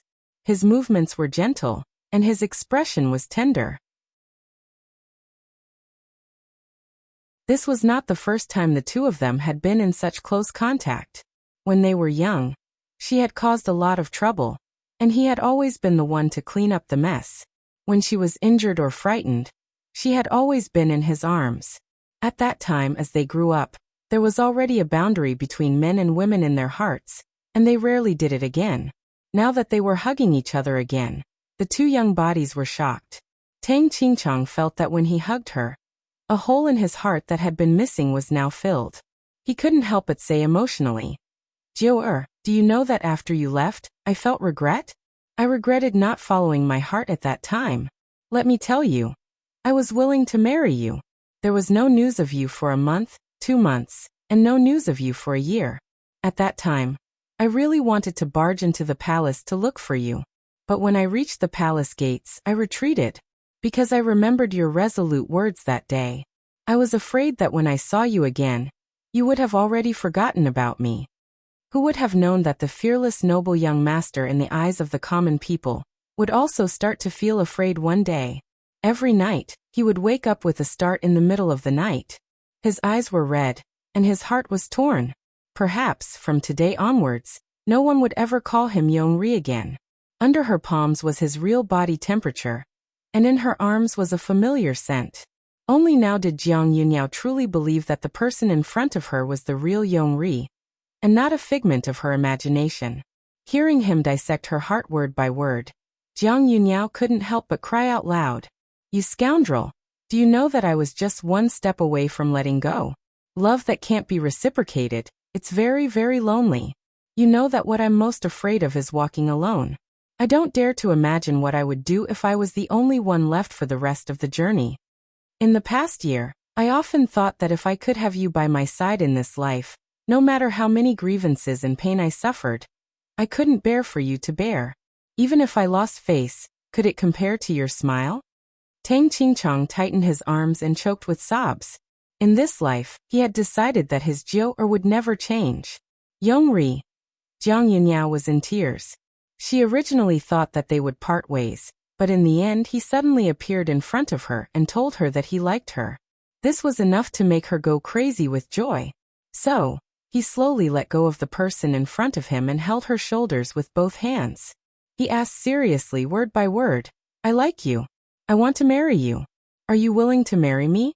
At this moment in the residence, in the tightly shut room, a beautiful figure sat on a chair. The tea in front of her had been left out for a long time and was no longer steaming. This entire afternoon, she did nothing but sit there in a daze. It was laughable. At this moment, she should have many things to do, such as contacting her imperial father and empress mother, or searching for her younger brother. But she couldn't help but recall the words that person said to her in the courtyard over and over again. She had been moved before, but that was only in the past.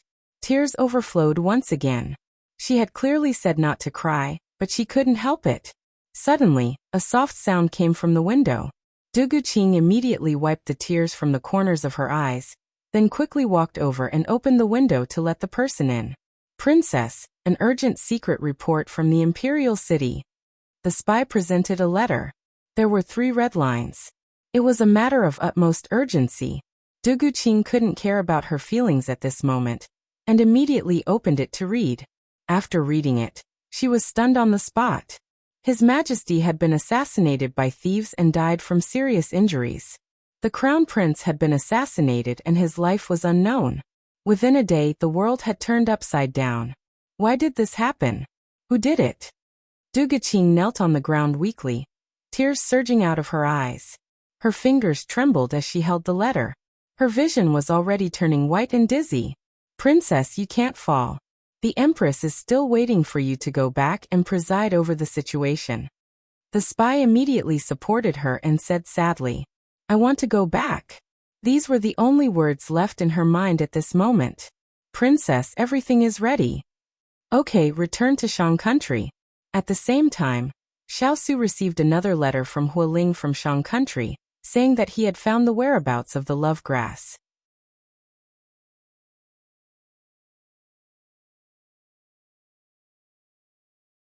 Chapter 493. In the garden, Tang Qingchang was waiting for Jiang Yunyao's reply. Although he knew that she still had him in her heart, he wasn't sure how much was left compared to the past. The longer she remained silent, the more uneasy he felt. "Yongri, I'm very happy that what you said to me just now let me know that all my efforts were not in vain. Jiang Yunyao slowly raised her head.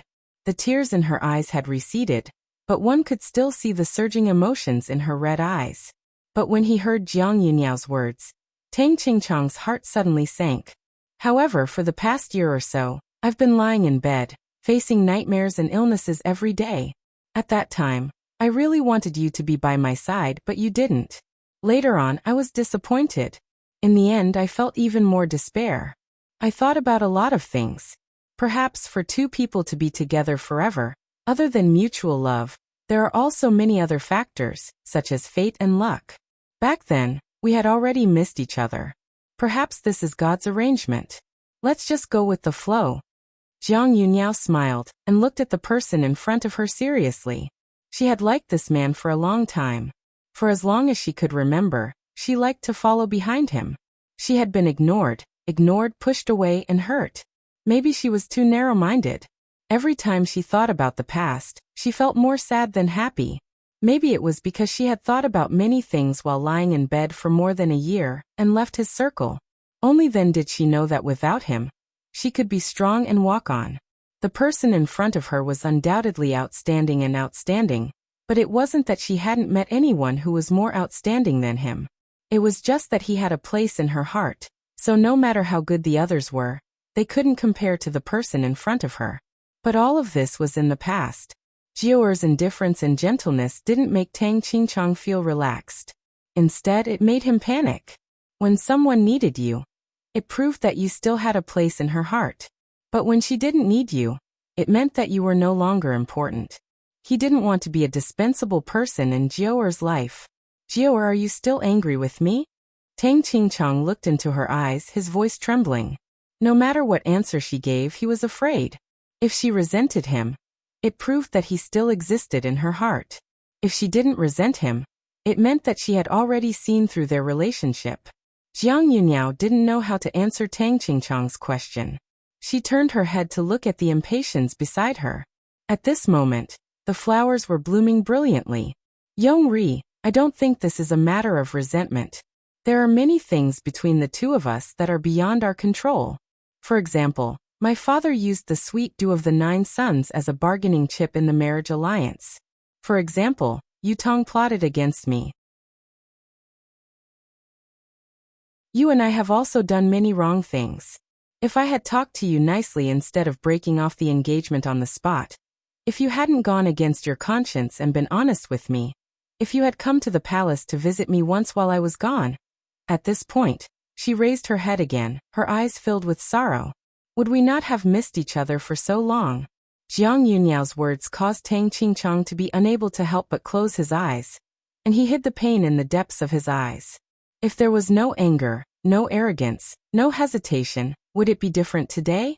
Jiaoer, I'm sorry for hurting you so deeply. Can you give me a chance to make it up to you? Tang Qingchang reached out to caress her cheek. The icy aura in the eyes of others had already disappeared. At this moment, he was very careful. He was afraid that he would make a mistake if he took a step forward, and afraid that she would disappear if he took a step back. Today he had already told her everything. As long as she didn't run away in the following days, he would have a way to restore her confidence in him.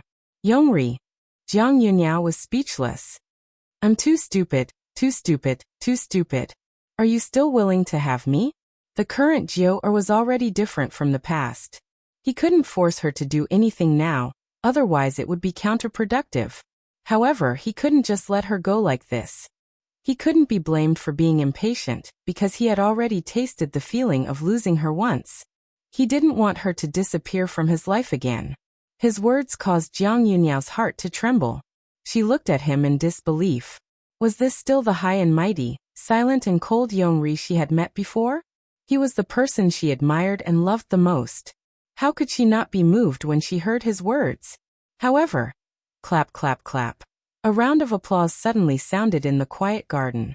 Jiang Yunyao and Tang Qingchang both looked towards the source of the sound.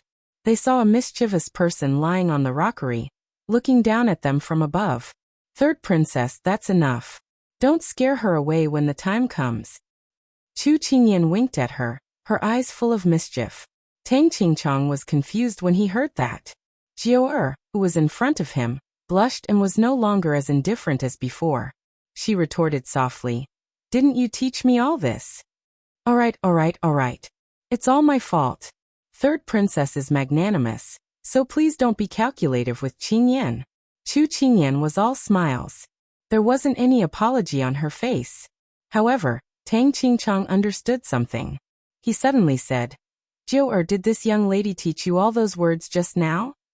Jiang Yunyao felt that there was something wrong with his words. Her eyes started to wander. That.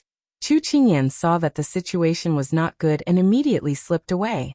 Well, third princess, second young master Tang, you two have a good chat. Qingyan won't accompany you. I'm leaving. Before Jiang Yunyao could say anything, the darkened face of the person in front of her made her panic. Looking at the helpless person in front of him, Tang Qingchang's heart softened. He reached out and pulled her back into his arms. He sighed softly, and then his words were filled with the joy and relief of regaining what he had lost. "Xiao, fortunately, we made it in time. Fortunately, you were still here when I woke up. This was already a blessing from the heavens." "You're not angry anymore?" Jiang Yunyao asked softly. "No. Now and in the future, I won't be angry with you. As long as you stay by my side," he said gently. Jiang Yunyao was speechless. Normally, she was a person of few words, but now that she had opened her mouth, her sweet words flowed out like water as if they were free. However, she liked it. However, Jiang Yunyao didn't know that once a man was enlightened, he couldn't be looked at with ordinary eyes. For example, at this moment, Tang Qingchang suddenly let go of her. While she was still confused, he held her face and inched closer to her. When the golden wind and the jade dew met, it was better than countless things in the world. At this moment, the flowers turned their backs shyly. Only the two figures cuddling together became the most beautiful scenery in this garden.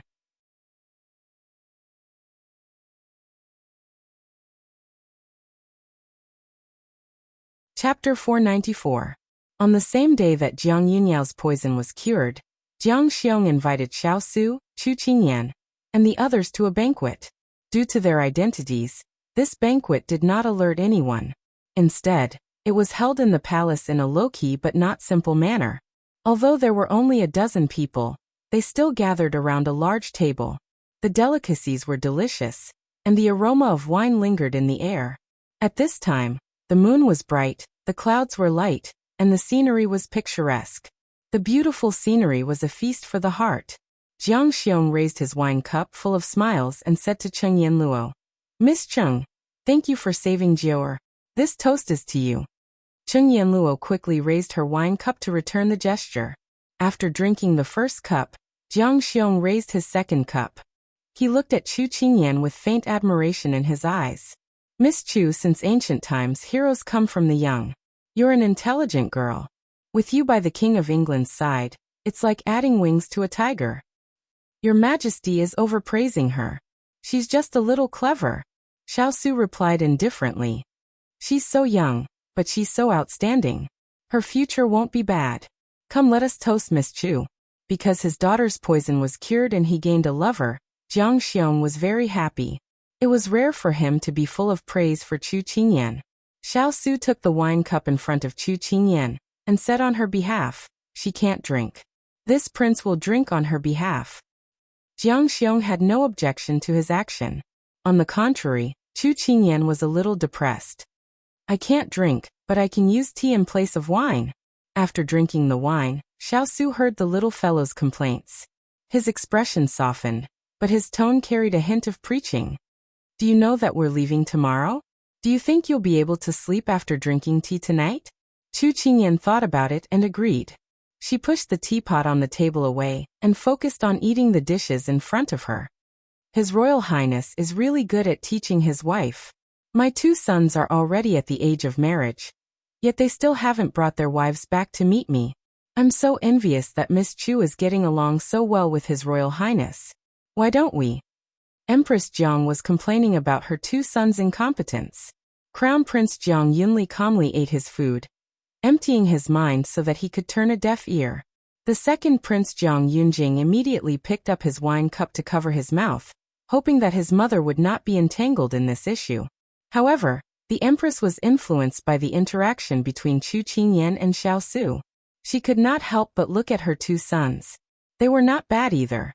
They were capable of ruling the country. Why didn't anyone want them? Then, Empress Jiang rolled her eyes and said something that made everyone and the two princes vomit blood. Why don't I find a girl like Miss Chu for the two of you? The braised pork in Chu Qingyan's mouth fell out. This was too sudden. Jiang Yunyao ate silently. She did not hear anything. Jiang Xiong face-bombed. His wife came out to embarrass him again. But it was good that she liked it. Crown Prince Jiang Yunli's face turned green because he accidentally choked on the vegetables just now. The second Prince Jiang Yunjing, who was always modest and polite, started coughing without caring about his image. He choked on the wine. Among the people present, only Xiao Su was not affected.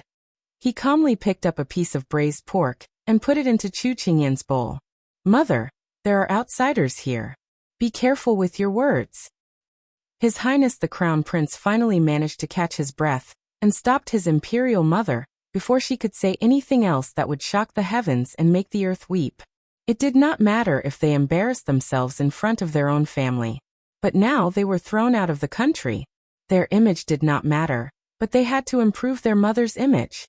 However, the Empress Jiang did not understand her eldest son's good intentions. She looked surprised. Isn't it popular to cultivate a daughter-in-law now? Since you are not in a hurry, you should settle down first. Anyway, you can look at her but can't eat her. You should be anxious. Oh, this Empress is so down-to-earth. Chu Qingyan clicked her tongue and thought. Jiang Yunyao covered her face. I really did not hear anything. Jiang Xiong thought. Should he end the banquet early? The Crown Prince sighed. Father, please control Mother. The second prince thought. Could he choose to leave the banquet early? Only Xiao Su, who was standing at the side, really heard what he said. He thoughtfully looked at the person beside him. Was he in a hurry to get what he wanted? Little guy, when will you be of marriageable age? Chu Qingyan, who was engrossed in watching the show, did not pay attention to Xiao Su's strange question. She casually replied.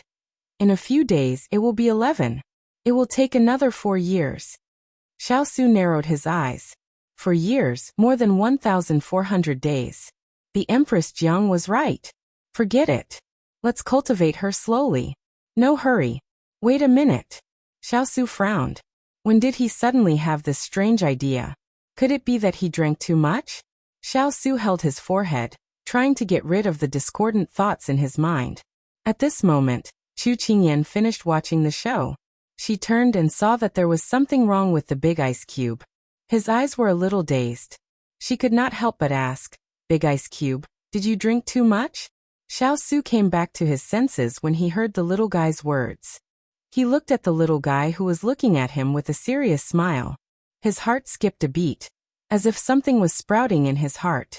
Maybe, it was not the wine that was drunk, but the person. The wine was not drunk, but the person was drunk. Halfway through the banquet, Tang Qingchang raised his wine glass and said to Chu Qingyan, Miss Chu, thank you for your help in resolving the misunderstanding between me and Xiao. Let me give you this toast. I will finish it. You can do whatever you want. There were no outsiders at the banquet today, but Tang Qingchang was invited. Jiang Xiong must have recognized him as his son-in-law. Chu Qingyan raised her cup of warm water and said to the two of them, Third Princess, Second Young Master Tang, I was merely moving my lips. The real reason is because the feelings you have for each other did not fade with the passage of time. Instead, they have deepened. I wish the two of you a happy marriage. Happiness is like wine getting better and better. This little girl is really good at talking. Your Majesty, let's find wives for little Li and little Jing. The Empress Jiang was still thinking about the idea just now. Chwerit eat. Jiang Xiong immediately changed the topic. Little Li and little Jing? Chu Qingyan looked at the two handsome princes beside her. It was hard to imagine that they had such nicknames. It seemed that their mother really loved them deeply. The banquet was coming to an end. Jiang Xiong put down his wine glass and looked at Xiao Su and the others. He smiled and said, I know you are leaving tomorrow. Before you leave, I have a gift for you. It is what you have been looking for. You're tuning in to the Li Mei's Wuxia Whispers YouTube channel. We're so grateful for your support, and don't forget to subscribe to join us on this incredible journey through captivating stories. Your generosity through donations truly makes a world of difference, as it's the primary source of revenue that allows me to expand and enhance this channel for you. Thank you from the bottom of my heart for being a part of this adventure.